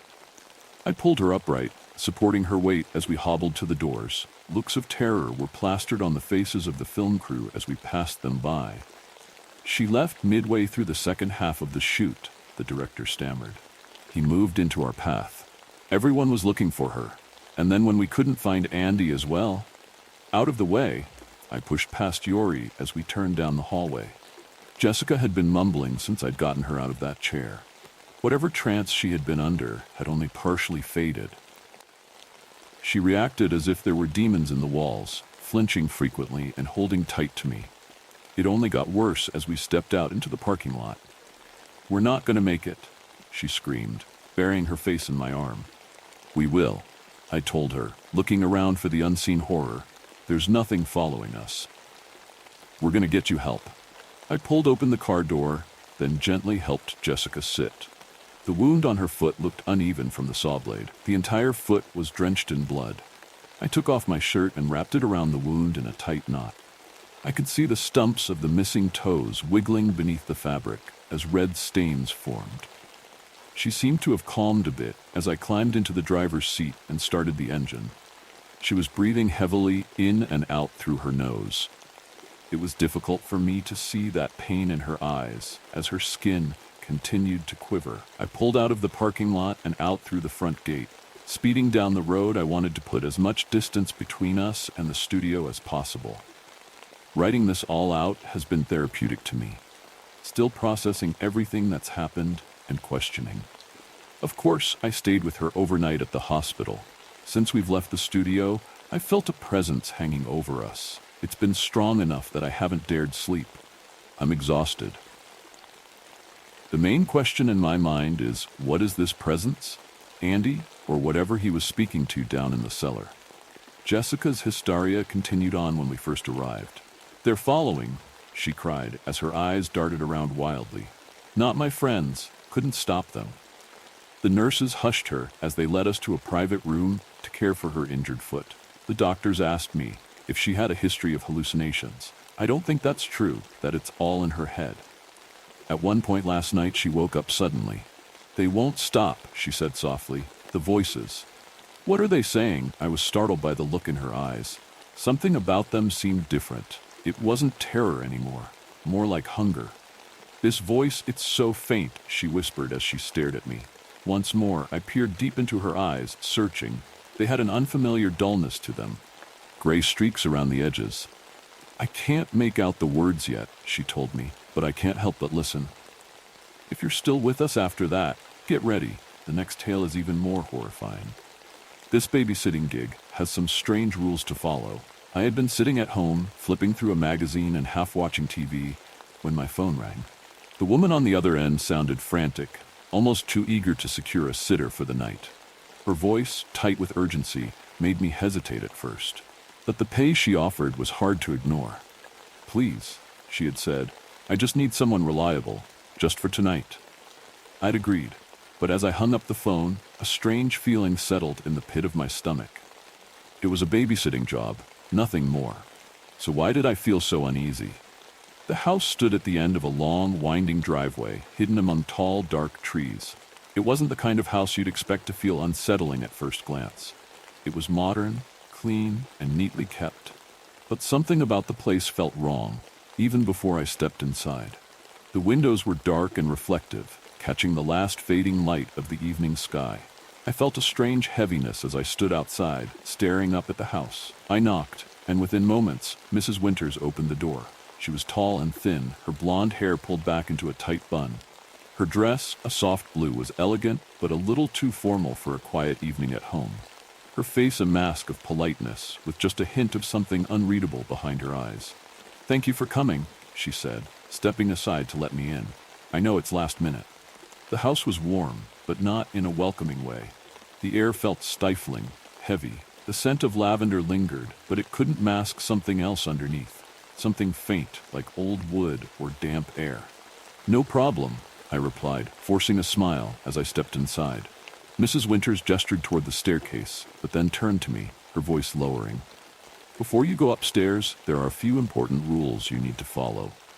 She handed me a piece of paper, the edges worn, like it had been folded and unfolded many times. The rules were written in neat, slanted handwriting. 1. Do not open the window in Daniel's room. 2. If you hear knocking at the door, do not answer it. 3. Keep the closet door in Daniel's room closed at all times. 4. Do not go into the basement for any reason. The list of rules made my stomach twist a little. "These are rather specific," I said, trying to keep my voice steady. Mrs. Winters' eyes flickered to the staircase again before she looked back at me. "Just follow the rules and you'll be fine." She didn't wait for me to ask anything else. She grabbed her coat from a nearby chair, gave me a tight smile, and hurried out the front door. The click of the door shutting echoed louder than it should have. For a moment, I stood in the foyer, staring down at the list in my hand. The rules felt odd. No, they felt wrong. But I couldn't put my finger on why. Taking a deep breath, I folded the paper and tucked it into my pocket before heading upstairs. Daniel's room was at the end of a long, dim hallway. The door was slightly open, and the light from inside spilled out in a thin line across the floor. I knocked softly, pushing the door open a little more. Daniel sat on the edge of his bed, his dark hair falling into his eyes. He didn't look up when I entered. "Hi, Daniel," I said gently, stepping inside. He didn't respond, just sat there, staring at the wall across from him. His small hands clutched the edge of the bed, his knuckles pale. The room itself was neat, but something about it felt off. The air was colder than the rest of the house, and there was a strange stillness to everything, like the room had been frozen in time. I glanced at the closet door. It was closed, just as the rule had instructed. For some reason, the sight of it sent a chill down my spine. "Do you want to play a game or read before bed?" I asked, trying to break the silence. Daniel shook his head slowly, still not looking at me. "You can't open the window." The bluntness of his words startled me. "I know. I won't open it." "She doesn't like it when it's closed," he added quietly, almost to himself. I frowned, my heart beating a little faster. "Who doesn't like it?" Daniel's grip on the bed tightened, but he didn't answer. His eyes flickered briefly toward the closet door, then back to the window. The silence in the room grew heavier. I could hear the faint ticking of a clock from somewhere downstairs, the only sound in the house.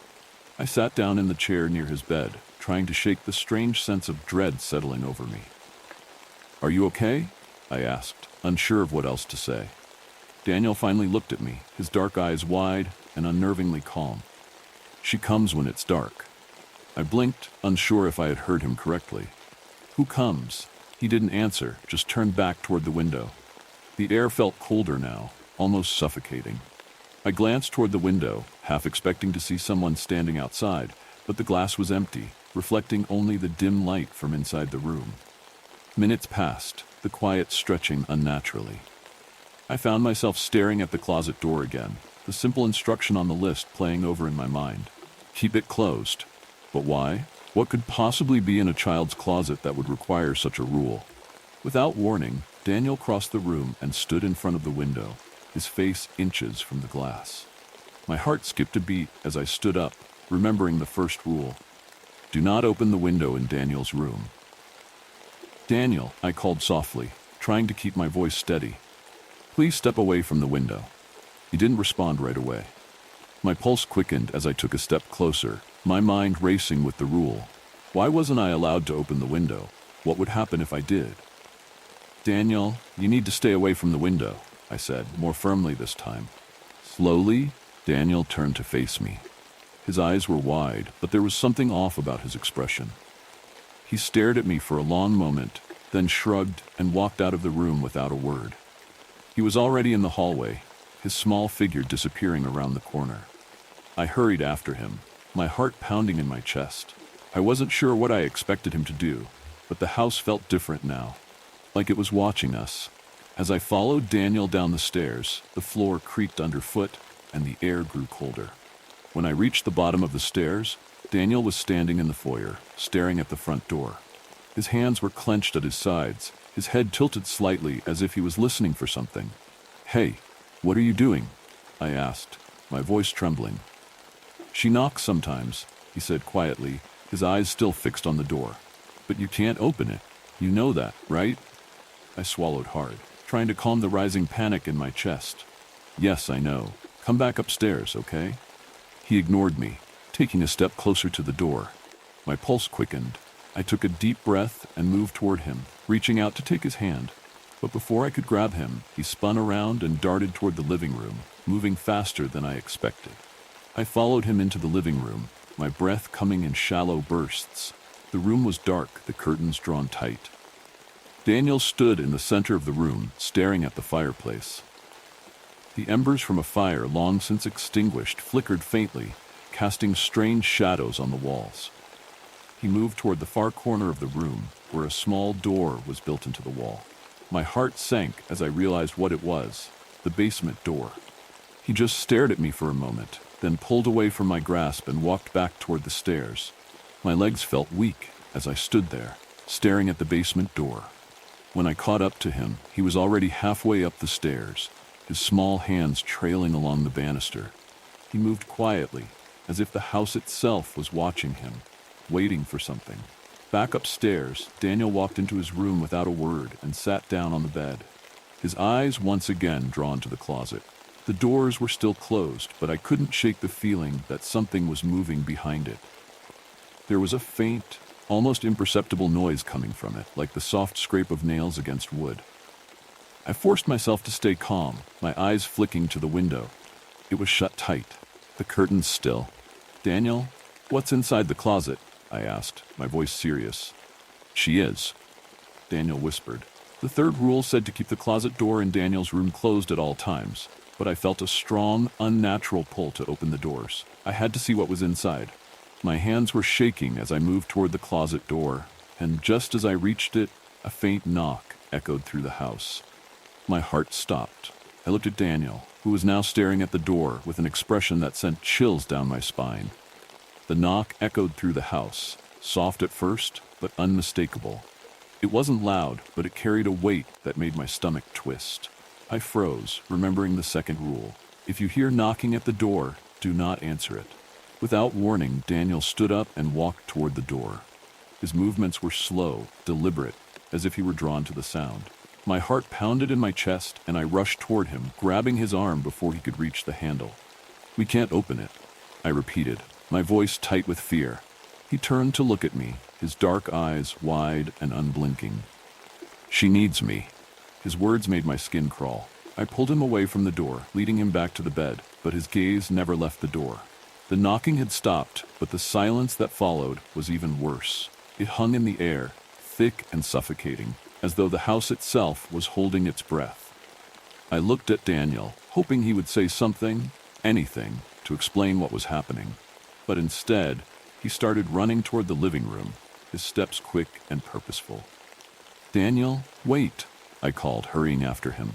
I caught up to him just as he stopped in front of the basement door. The boy didn't hesitate.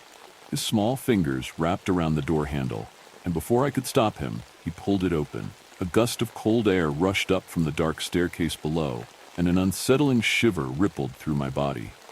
"Daniel, we can't go down there," I said, my voice shaking. But the child wasn't listening. His eyes were wide and glassy, as though something had taken hold of him, pulling him into the darkness below. Without a word, he stepped down onto the first creaky stair, his small frame swallowed by the shadows.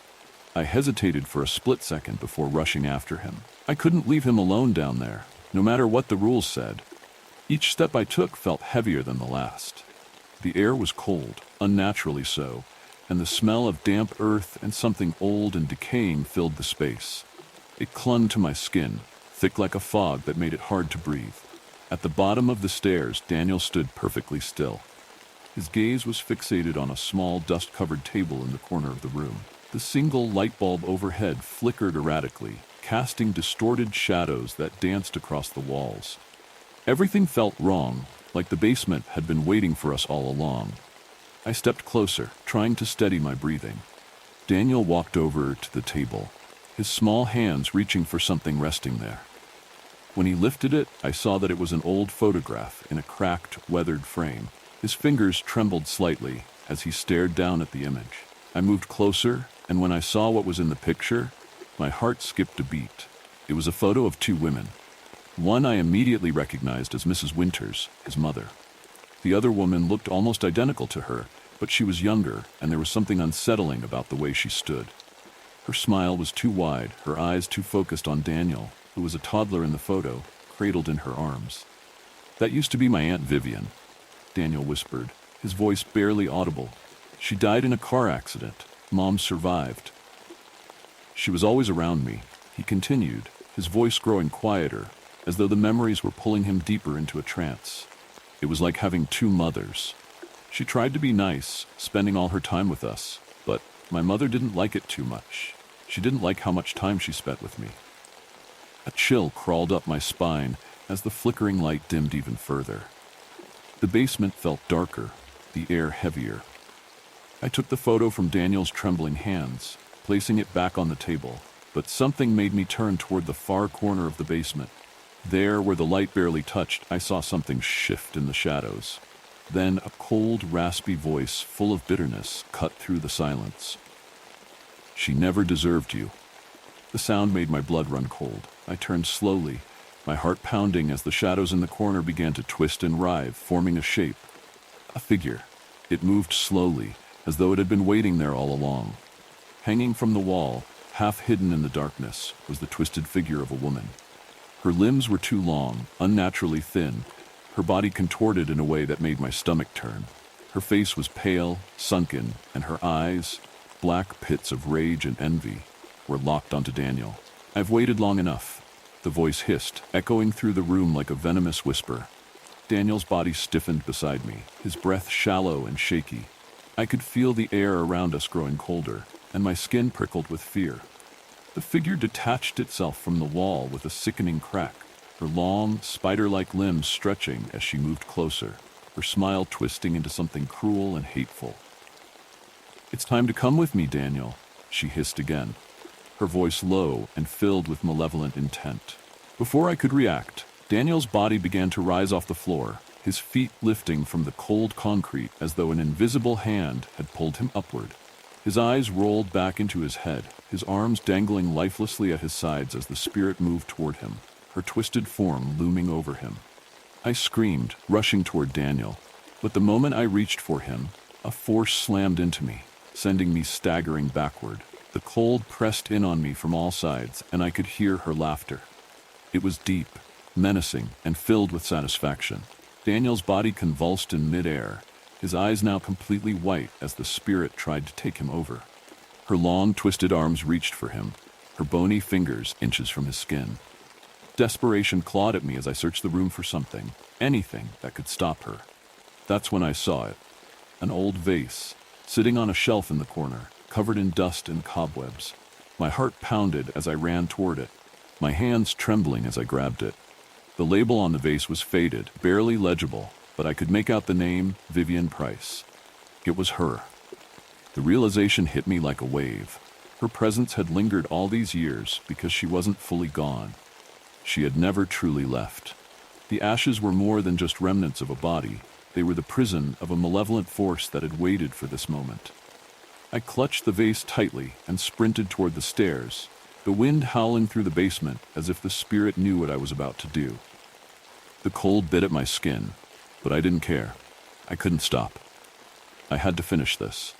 Outside, the night air was frigid and sharp, the wind tearing through the trees as if the world itself was trying to stop me. I stumbled into the garden, the soft earth giving way beneath my feet as I dropped to my knees, frantically digging a hole with my bare hands. The wind howled louder, and I could hear the spirit's enraged voice screaming inside the house, but I didn't care. I had to bury her. I had to end this. With trembling hands, I placed the vase into the ground and began covering it with dirt. The wind swirled around me, fierce and wild, but as soon as the last bit of earth was in place, everything stopped. The wind died. The air grew still. A heavy silence fell over the yard, and for a moment, everything was eerily calm. Then, from inside the house, I heard a piercing scream, sharp and furious. It cut through the air, filled with anger and pain, but just as suddenly as it started, it was gone. The night was silent again, and I knew it was over. I ran back into the house, my heart racing. In the basement, Daniel lay on the floor, gasping for breath, his body trembling. The shadows that had clung to the walls had disappeared, and the oppressive weight that had filled the room was gone. I knelt beside him, pulling him into my arms, holding him close. "It's over," I whispered, my voice shaking. "She can't hurt you anymore."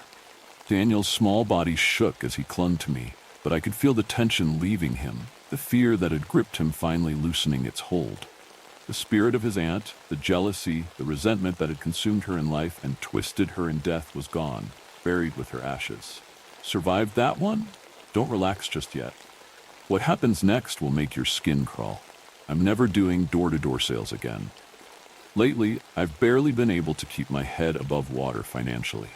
For the past 2 years, I've moved around chasing job listings and low rent. I've sank low enough to accept a door-to-door sale job. It had something to do with a water filter. I doubted the services were legit, but I got paid per sale. After 3 days of getting the door slammed in my face, I got desperate to head into a neighborhood with longer lawns and cracks in the sidewalk. I just needed one more sale, and I swore I would quit this awful job. The sun had started to set by the time I arrived at the last house on the block. I considered not bothering with it. One of the front windows was broken with nothing but cardboard keeping the insects out. I regret ever going up the wooden front steps to knock on the door. A few seconds passed of silence after my short knocks. I had turned to leave when the door opened a crack. Inside was too dark to see the man's face fully. I was so surprised someone actually answered. I fumbled with the papers in my hands. "What are you selling?" the man asked in a deep voice. "I'm with the Clear Waters Filtration Systems. If I could have a moment of your time, I would like to display how dirty your tap water is," I said, my voice as tired as I felt from being on my feet all day. The man didn't move for a few seconds. He kept looking over me, trying to see if I was a threat. Finally, he opened the door the rest of the way to let me inside. I paused, debating on how much I needed this sale. The fact I hadn't had a meal in 2 days was the factor that made me follow the owner of the house. Inside was dark and smelled musty. I expected it to be dirty, but there wasn't much inside. The old floorboards creaked as he led me to the kitchen. The room was almost bare. A table with 2 chairs took up most of the space. There was a full knife block, a microwave, and a fridge.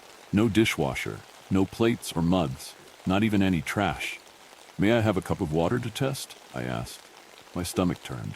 My body knew something was wrong before my brain caught up. The man was taller than me and well-built. He looked well-fed compared to my thinner frame. I wasn't always like this. Years ago I was in shape, but not having reliable meals hit me hard. By the time I clued into my situation, it was far too late. I had already walked into a trap. Instead of getting a glass of water, the man took a step closer to me. I raised my clipboard, as if they would protect me. He took me out with a single punch to the face. My body hit the ground hard, my nose bleeding. Panic started to set in. I shook my head, trying to clear my racing thoughts. I cursed the idea that I could have taken this guy in a fight a year ago, and just how much I let myself go. His hands fell on me, causing me to struggle. I yelled as I kicked his legs. With some effort, he got me pinned down to the floor. He painfully pulled my arms behind my back. My wrists were held together with one hand as he used the other to slam my head on the ground hard enough to make my vision go black. In the few seconds I was out, he put a zip tie painfully around my wrists. I felt him lifting my body to my feet. I needed to do something. I jerked back out of his grasp to land hard against the counter. The knife block fell, causing a few of the blades to slide out. I grabbed a handle of one with my bound hands. I had a weapon, but no way to use it. A knock at the door made us both freeze. I almost screamed for help. A barrel of a gin pointing directly at my face made my mouth close. I let him force me into a chair, my hands still gripping the knife he hadn't noticed. The man didn't need to say anything. His eyes told me everything I needed to know. I watched as he walked out of the room towards the door to a new victim. I heard muffled words as I frantically got to work cutting at the zip tie. I sliced open my fingers trying to use the knife. I felt the zip tie snap just as my attacker came back inside the room with someone new. I froze again. If I made a run for it, I would get shot. I needed to wait for the right moment to get the jump on this man, praying the element of surprise would beat his trigger finger. The new person had wavy black hair and a bright dimpled smile on his face. His pressed white shirt and sharp dress pants looked out of place in a house like this. He held some booklets in his hand. My face dropped when I read the words, "The Watchtower" on the front. This poor guy was just trying to spread the good word, only to get caught up with all of this. His smile faltered when he saw my face. His eyes followed the blood from my nose to my now stained shirt. Is this a bad time? I can come back later. The newcomer spoke in a softer tone that matched his appearance. His face held a nervous smile. The man who let him inside again said nothing. When the newcomer moved to step away, he was caught in a flash. I winced at the sound of him hitting the table hard. The booklets spilled to the floor as the larger man pinned him down. "Please, I haven't seen anything. I won't." He started begging but got cut off. Just like myself, he had his wrists zip-tied together. When that was done, he was forced into the chair on the other end of the table, scared as hell. His entire body shook. I didn't blame him. My heart raced as I carefully waited for the right time to act. I can't believe how lucky I am. 2 products just knocked on my door. Here I thought I was only shipping 1 today. Now, behave. You're worth more alive. Our kidnapper spoke as he ran a hand over his bald head. I saw the gun in the back of his waistband. I judged the distance between us. Would I have enough time to reach him before he pulled his gun? Or should I wait until he got closer? I didn't have the chance to think through my plan. The stress of the situation was too much for the other man. He bolted upwards, trying to escape. There was a quick struggle that ended in a single gunshot. I stared in horror as a body hit the floor. A pristine white shirt slowly started turning red with blood. I started to feel sick. My stomach turned over the simple fact that if I had acted sooner, this wouldn't have happened. I had a knife in my hand, and yet a man was now bleeding out on the floor in front of me. Like I said, you're worth more alive. The deep voice snapped me from my shock. Stepping over the body, the attacker took the 2 steps to my chair. The still hot muzzle of the gun was pressed to my cheek. I got dizzy from fear. My hands shook so badly that I nearly dropped the still hidden knife. "I'll make you a deal. Call 2 people over here and I'll let you go free," he offered as he brought his face closer to mine. I smelled his terrible breath. I started to pull my head away, but he grabbed a fistful of short hair to keep me still. "I don't," I stammered. I was going to tell the truth, that I truly didn't have anyone in my life I could call. Even if I did, he would just shoot them. For what purpose? Who would pay for dead bodies? Wasn't this all too risky? In the back of my mind, I knew the answer. One so gruesome I didn't dare consider it until the black-haired man on the floor moved. Our eyes met mine. Then his mouth formed a smile that made my body turn cold. "Oh, come on. No one? A handsome guy like yourself must have a girlfriend. What about a relative or 2 you don't like?" the man said in a mocking tone. I wasn't fully listening to him. As he spoke, the person I was positive had been shot dead started to silently move. The kidnapper's face was so focused on mine that he didn't notice what was happening right behind him. "Turn around," I hissed. "I'm not falling for that." He replied, his face dropping in anger. I felt his hand start looking through my pockets for my phone. I shook my head, pleading for this man to just look over his shoulder. I no longer needed the knife for him. It would be best to save it for what came next. "Turn the hell around," I snapped again. "There's nothing," he yelled as he finally listened to my warning. He moved to be face to face with the man he just shot. I watched in disbelief as the thing I assumed to be a person got on all fours to climb up the table, not making a sound. It easily scaled the wall to stand on the ceiling, as if that was normal. A wide, dimpled smile appeared on his face when the bald man finally saw what he invited into his house. To his credit, the man raised the gun faster than expected. His wrist was caught and snapped in one fluid motion. His cry of pain was cut short. He was swiftly tossed across the room, denting the cheap drywall on the other side. I caught the eyes of the monster before me. He gave a wink before jumping down from the ceiling. "Sit tight," he said in a gentle voice I didn't trust. I needed to run. If this monster was focused on the other man, I had a chance to get away. I looked down at the blood-stained floor, also covered in religious pamphlets. WWJD had been written on the top of one of them. My face twitched into an annoyed smile for a second. I hated what I got myself into. I watched as the bald man got hauled back to his feet. His wrist was bruised and swollen, his head bleeding from going through the drywall. His body was forced into a chair by the strength of the false Jehovah's Witnesses.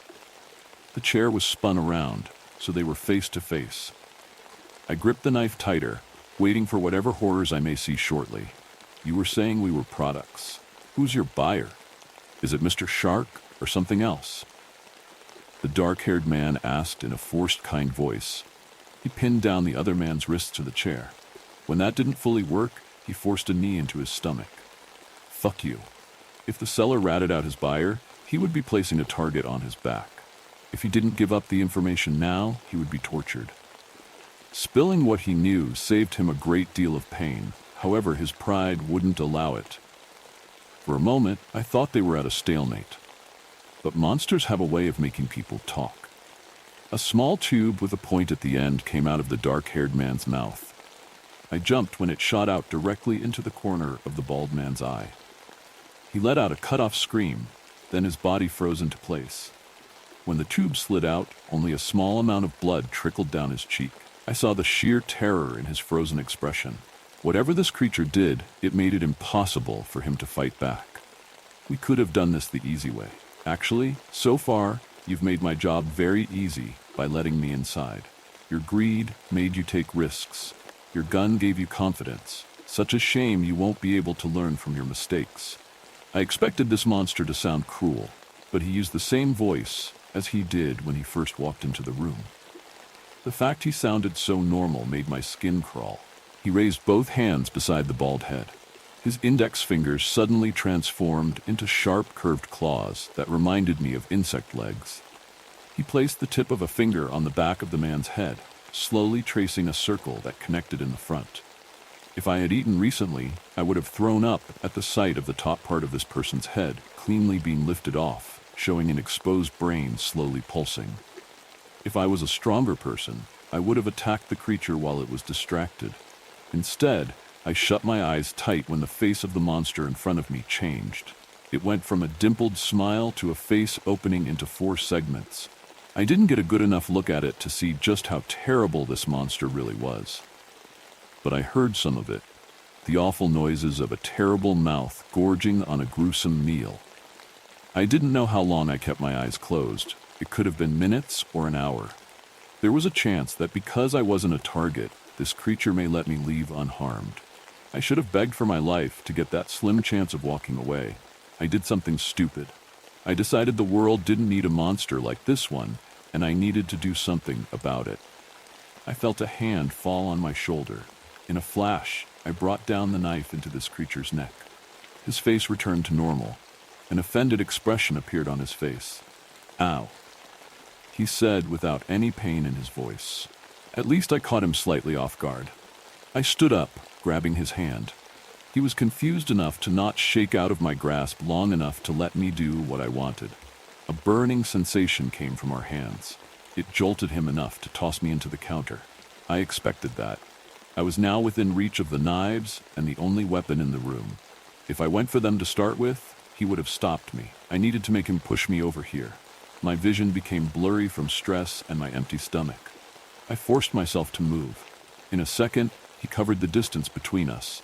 My goal was to cut off his head. Most creatures couldn't live after being decapitated. The knives were good enough to cut through bone. I needed to put extra power into them. Power my weak body didn't have. Within seconds, my attack failed. I'd gotten a few more knives into his body, but he had me by the throat. My vision fading and my body weak. I saw his face open, ready for another meal. A loud thump from upstairs made him pause. His face returned to a human one. His grip lessened enough for me to breathe, but not escape. He said 3 products, right? Let's go see who the third person is. The monster said, his dimpled smile returning. I didn't have the strength to fight him. I struggled in vain as he dragged me up the stairs to the bedroom where the noise came from. Again, I was tossed aside as he walked over to the shaking closet door. My legs buckled as I stood up. I needed to find a weapon, anything to stop him. I refused to give this monster one more meal. My heart dropped when small feet rushed out of the closet when the door opened. A child, no more than 4, attached themselves to the man's leg, crying for their father. My mouth became dry as he reached down to pick the child up, looking over the dirty, tear-stained face. I had to do something. As I looked around in the empty room for something useful, something unthinkable happened. The poor child wrapped small arms around the man's neck and started to sob. Carefully, he raised his hands to better support the tiny body. His head slowly turned to let his eyes meet mine. My mouth slightly fell open at his expression. I swear I saw stars in his eyes. At first, I assumed his favorite meal was tender children's flesh, but it dawned on me that wasn't the case. It's so cute. The tension in my body drains after those words. I fell to the floor, exhausted in more ways than one. If you try to hurt this kid, I'll kill you. I warned, even though I knew that wouldn't happen. Go find some soap. We'll get this thing washed up and I'll explain a few things. He offered. I wasn't expecting that. I refused to leave him alone with the child. Thankfully, we found some dish soap in the bathroom. It would be good enough. I watched as the same creature who had a moment before eaten a man's brains from his skull gently washed off a poor boy's face and arms. Since we didn't have any clean clothing, he just washed any exposed skin. The kindness was enough to soothe the boy. The moment he was dried off, he fell asleep in the man's arms. I offered to hold the boy, but got a scowl in response. Instead, I was handed a phone with the instructions to call the only number in the contacts list. A woman answered, and I requested that she show up at the address the owner of the phone had been directed to go. I take it if you've dealt with supernatural creatures before. He said after the phone call. I nodded but didn't tell him anything else. You pulled a bit of magic from my hand. Most humans can't do that. If you took better care of yourself, you might have given me some trouble. You should leave before my handler gets here. Again, I stayed silent on my history with creatures. I wanted to focus on who he was and what he was doing here. I don't fully trust you'll eat the kid the moment I'm out of the room. I answered back, arms crossed. He looked me over, then started to undo the buttons of his collar. A black tattoo encircled his neck. I've seen this before and knew what it was. I'm on a leash. I can't harm anyone that isn't related to my job. There has been a ring of human traffickers lately. They're selling humans to supernatural creatures for all sorts of reasons. I'm tracking down the sellers, not the products, he explained. You were going to eat me, I pointed out. It was self-defense. You attacked me first, he said with a smug look on his face. I hated dealing with monsters for this reason. An old friend of mine said all supernatural creatures would make great lawyers. They all twisted words enough to give enough doubt to make their point seem valid. Nothing good ever came from talking with monsters, let alone trying to make a deal with them. Someone came inside the house. A woman stormed up the stairs looking for the troublesome creature she had the job of looking after. She was beautiful, but in a manufactured way. I bet it took her 2 hours each morning to get her makeup and hair just right.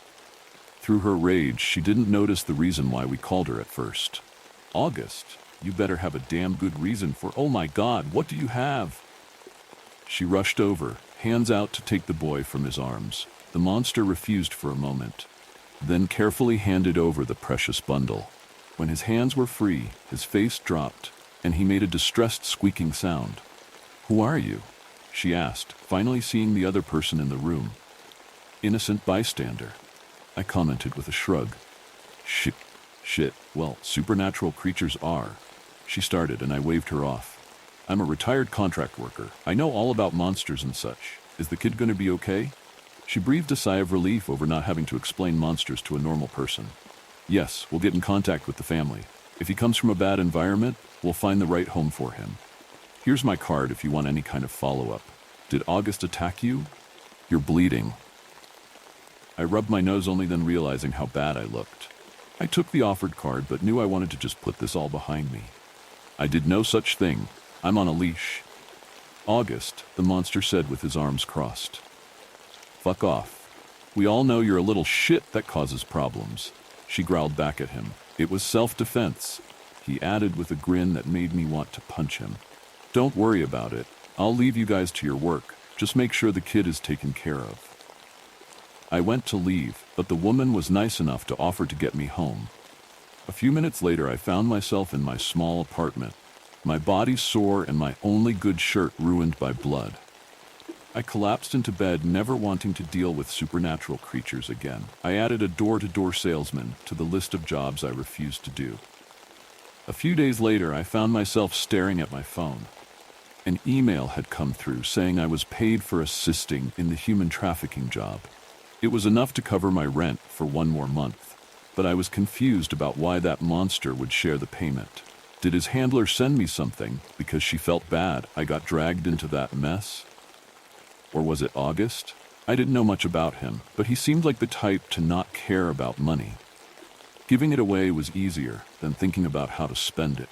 I had other emails in my inbox. I quit hunting down monsters 2 years ago, but I still got the job requests from time to time.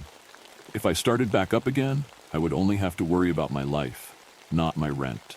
I put my phone away, shaking my head. No matter what, I refused to go back to that life. Working in customer service was slightly less stressful. I'm a contract worker for a secret corporation that hunts supernatural creatures. I'm out of retirement. I found myself sitting on the floor of my apartment, wearing 3 layers of clothing while cutting out coupons for tonight's meal. Any money in the bank was put aside for my phone bill and rent. I didn't even have enough for a loaf of bread. My work options had also dried up. Who would want to hire a guy with a resume like mine? For most of my adult life, I did a job where I couldn't be upfront with new employers. If I said I had been a monster hunter until 2 years ago, I would be kicked out of any interview. I found myself at a breaking point. I needed a job soon, or else I would be on the streets in a few weeks, or starve to death, whichever came first. A ping came from my phone. I've been ignoring the emails for a while. Even though I stopped hunting monsters, the job offers were still emailed. I needed to face the hard facts. If I didn't accept a contract job, I wouldn't be around for much longer. Hunting monsters wasn't easy. Sure, some are pretty harmless to humans. Those kinds of assignments didn't pay much, but you had a better chance of walking away with your life. The problem is, it's hard to tell between the harmless creatures and the bloodthirsty ones. The dangerous creatures tended to randomly show up.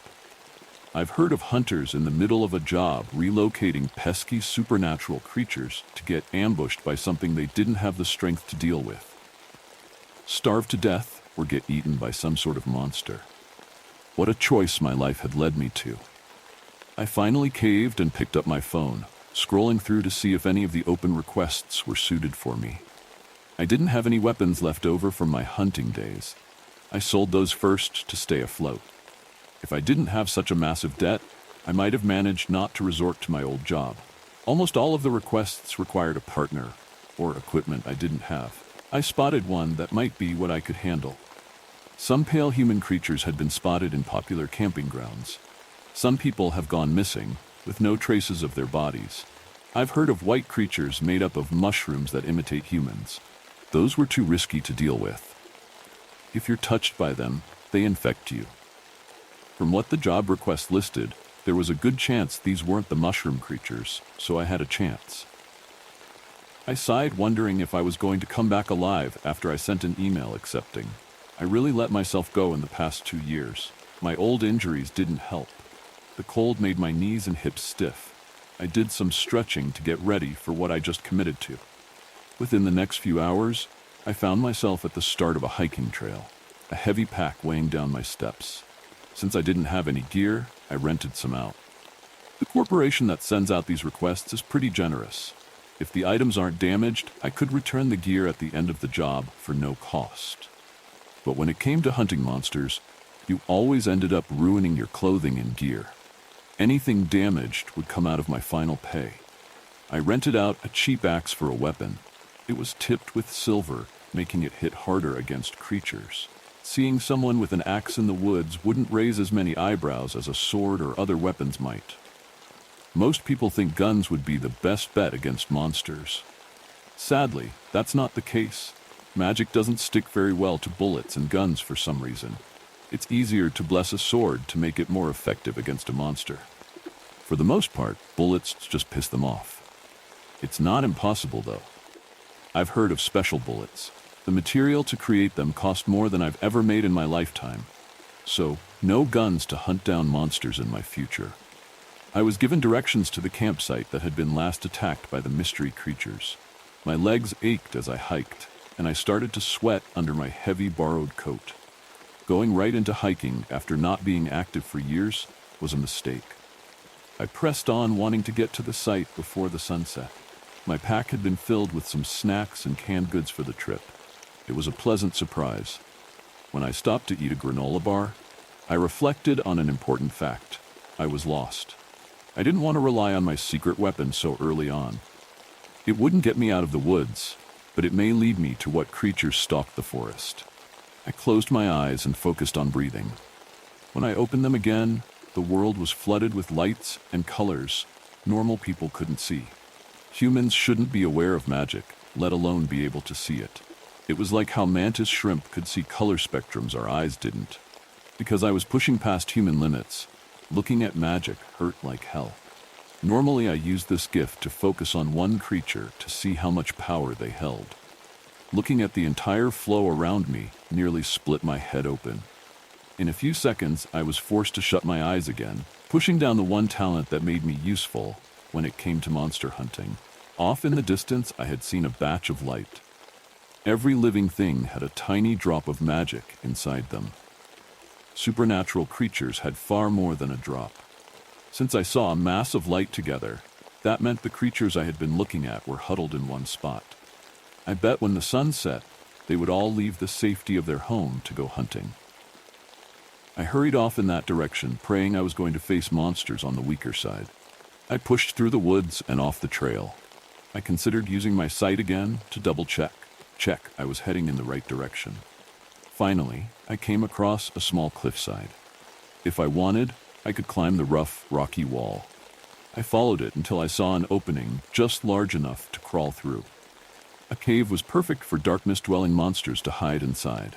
I only had less than an hour of sunlight left. These creatures most likely would be asleep. You may call me a coward for wanting to slaughter creatures in their sleep. I didn't have the power to deal with a horde on even terms. I guessed it was a horde. The mass of magic I saw was either a lot of weaker creatures or one very strong one. If I came across just one, I doubted my axe could kill it even while asleep. I left behind my borrowed pack. I only brought the axe and a water bottle attached to my hip. I double-checked that my phone was safe under layers of clothing. Even if I called for help, there wasn't a good chance anyone would show up on time. The corporation had the money and equipment for monster hunting, but not the manpower, and they always needed someone to hunt down monsters. I was on my own the moment I crawled inside. I debated on leaving. I would get paid a small amount just for locating a monster den. My debt hovered over my head, causing me to keep going forwards. I used a small pen light to look around the small space. My feet crushed small bones when I stood up. Once past the opening, The cave was large enough for a person to take 10 steps inside in any direction. There was another opening in the back that went even deeper. The layer of bones on the ground should have been enough to make me leave. I walked as quietly as possible, ducking down low through the other opening. The path caused me to hunch the entire way. I hated how loud my footsteps and breathing sounded in the small space. Finally, I came into a large space. Drips of water echoed through the massive cave, and the sounds of breathing. I wished I hadn't walked into that place. It smelled of the dead and unwashed bodies. I carefully used my small flashlight to scan the area. The piles of what I had assumed to be bones moved. The white shapes stirred in the dark. A set of white glowing eyes appeared. Then another. I gripped the axe handle tightly in my hand for an attack. I thought I was ready, but one of the creatures sprang up to latch into my back. I held back a scream as I slammed it against the wall to hear a terrible crunching sound. I turned on my heel to bring down the axe on my attacker. Thankfully, the teeth and claws hadn't got past my coat. I heard more of the monsters in the dark. I swung my weapon in time to catch one in the head. To my horror, these creatures were nothing but bones formed together in the shape of an animal-like body. This wasn't good for me. It took a lot of magic to move the dead like this. I hacked away at the bones at my feet, crushing a few of them. With more of those creatures coming at me in the dark, I decided I needed to keep moving. My light scanned the cave to show brief glimpses of the horrors it held.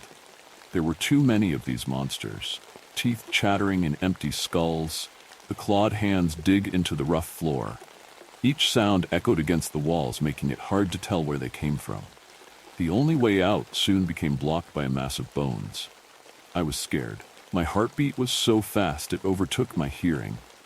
I nearly dropped my axe when another creature jumped into the light and at my throat. No matter how many times I smashed them apart, the bones reformed, ready to attack me again. I risked using my sight. My heart nearly stopped when I saw the true terror that had been hidden in the darkness. A mass of light sat on the back of the cave that had thin strings connecting it to all the other smaller balls of light. When I hit one of the creatures, they fed from the larger magic source to reform. That did use up some power, but it was so little they could possibly reform thousands of times. I didn't get a good look at what monster was the source of the magic. I shook my head, turning off my Wasai, the throbbing pain forcing me against a wall. I was stupid to accept this job. I could say that 1,000 times, but it didn't change the fact I was there. I needed to keep fighting until my body gave out. I dreaded I would become just another one of these creatures. Unless a miracle happened, that was my fate. I considered I just might get a miracle. I needed to stay alive until then. My axe came down again and again, the monsters not letting up their attacks. My arms got shredded with shallow cuts from those claws and teeth. My weapon soon felt too heavy for my arm to lift. My chest was on fire and my legs shook from fear. I focused on staying alive. Giving up meant dying. I've been through worse pain before and refused to let my body give out. Just as I almost lost hope, I was rewarded for my efforts. A burst of light tore through the cave, causing the creatures made of bones to scatter. The light died down and my eyes adjusted. My mouth dropped open when I finally saw what had been controlling all the creatures inside the cave. The upper half of a massive human skeleton sat against the back wall of the cave. The eye sockets came to life with white light. The arms were so long it reached where I was on the other side of the cave. I rolled out of the way and towards the person who lit up the area. I did a double take. I never thought we would ever meet again. August? I sputtered out. He also did a double take. His wavy black hair tied back out of his face. He wore the same dress shirt and pressed pants I last saw him in, but this time, a bit dirtier than before. What a coincidence, he said with a dimpled smile. Since this was a job that had been sent to a few contract workers, I had hoped someone besides myself would accept it. Anyone but the person who showed up. I didn't know much about August, only that he wasn't human and liked to eat brains. If I wasn't careful, his attention may turn in my direction. Your axe is too heavy. Use this. He tossed a small baseball bat in my direction. I dropped my axe to catch it. It appeared to be a wooden bat meant for a child. However, it was perfect for this situation. It was light, so much easier for my tired arms to swing. One of the bone creatures recovered from the burst of light. It dropped down from the ceiling, teeth out, ready to maul my face. I landed a hit to the skull, only to see the entire body explode to pieces. The bat I had been given had some sort of spell on it that poured magic into whatever it hit. If creatures absorb more magic than their bodies can handle, they die, explode in some cases. You take out the smaller ones. I'll do the boss. August shouted as he already was on all fours to race across the floor to the giant threat at the back of the cave. Splitting the pay for this job was better than being dead. I focused on smashing up the monsters around me once again. The only problem with that bat was it took 3 seconds to charge. I picked up my axe again in case I needed to use it when the bat ran out of power. I was so focused on the smaller creature, I didn't see why August suddenly sailed across the room to slam hard into a rock wall. So much for taking care of the boss. The large hand of the skeleton came down. I narrowly avoided getting crushed. I needed to see what kind of shape August was in. If he couldn't defeat the larger monster, we would be dead. I focused my sight on him for a moment, my head hurting so much I could only see one thing. His internal magic supply was low, and he had the same thread attached to him as the other monsters did. This creature was draining his powers. Because humans had such a small magic source, it went unnoticed by most creatures. This thing didn't bother trying to drain me of the tiny hint of power I held. My ace had been knocked aside. Aside from a new weapon, my situation hadn't changed from before. I desperately needed to think of a way to get out alive. As I knocked aside monsters with the lighter bat, my mind raced. The bat was useless against the larger skeleton. It simply didn't hold enough power to do damage to the creature. I didn't have the strength to defeat it with the axe. If only I had more magic to pump into this monster to defeat it. An idea came to me. One so simple I hated myself for not thinking of it sooner. I dodged another large hand trying to crush my insides. I then focused on only looking at the threads that connected the skeleton to the other monsters. I pushed my body to the limits to race around grabbing hold of those threads. Holding pure magic hurts. You can safely pass through it unaware it's even in the air. But if you can see it and know how to take hold of it, your body rejects it. Not even monsters can hold pure magic without some sort of pain. My hand felt like it was on fire as I collected more of the threads. Claws caught my legs as I ran. Everything hurt, and I was scared as hell. Dealing with creatures isn't easier over time. You're just as scared the 100th time as you were the first time. I acted fast to ensure that fear didn't take over. When the large hand came down again, I took my chance. I jumped on the long arm bones to run straight towards the skeleton. It tried to smack me off with the other hand. I rolled off to the hard ground, avoiding getting crushed by the heavy bones. It couldn't move its hands fast enough to stop me from running in front of the ribcage. With my left hand full of the threads, I thrust it forward, pulling all the magic from the creatures connected to them. If you don't have good control of magic, it backfires. This is what I wanted. Without a purpose, the power on the other end of the threads came racing towards my hands. In the last second, I gave that power one simple order: go back to where it came from. A bright light blocked my vision. My body was thrown back as all the sound disappeared. I didn't think I was still alive for a long while. When I opened my eyes and lifted my head, I saw the damage I had created. Pieces of bones were scattered all over the cave. Not a single skull was intact. I looked to my side to see the only other living thing in the cave. August sat up covered in white bone dust. He met my eyes and gave me a thumbs up. He didn't know what happened, only that the job was finished. "Do you want to come to my place to clean up?" he offered. No, I didn't. I hurt. A lot. I almost refused, but then considered he might have a bathtub instead of my dinky shower. "Only if you don't try to eat me," I said with a groan. "It was self-defense. You stabbed me," he replied with a shrug. We reported that the job had been finished. Cleanup crew would be by shortly, and payment was being arranged. Since 2 people took the job, they needed to know how to split the pay. I really needed the money, but I told them to split it in half. If August didn't show up, I would be dead. Since he wasn't human, he could create a doorway directly to his place. We walked out of the cave into a house I wasn't expecting to be as nice as it was. I didn't take in a lot of details. I was just directed to the bathroom to get all the blood and dust off. Everything stung, but that soon went away in the hot water. August knew I didn't have clean clothing, so he set out some of his for me to change into. He was slightly taller, but the sweater and sweatpants fit just fine. I went downstairs to ask him to get me close to home. As I walked, I tripped over a toy truck. I carefully put it aside so no one would trip on it again. Then I wondered why he would even have something like that in his house. A terrible thought came to me as I entered the kitchen to see him struggling to cook chicken nuggets. At the table sat a small person I hadn't seen since we first met. The small boy we found in the rundown house was coloring at the table as if this was normal. I hissed at August, motioning for him to talk to me in the other room. "Why do you have him?" I half whispered. "I figured you already knew I did. Why else would I be exhausting myself on all these jobs?" He answered back. I looked him over. He appeared tired. From what I saw of him when we first met, he should have been able to defeat the skeleton that day. Now, he looked at his last legs. If he just adopted a child, he would need money and fast. No wonder he looked so awful. Why would anyone trust you with him? I asked a very important question. That's an offensive question. You eat one brain in front of someone and they assume you're a monster. He added with a laugh. You are one. His face fell.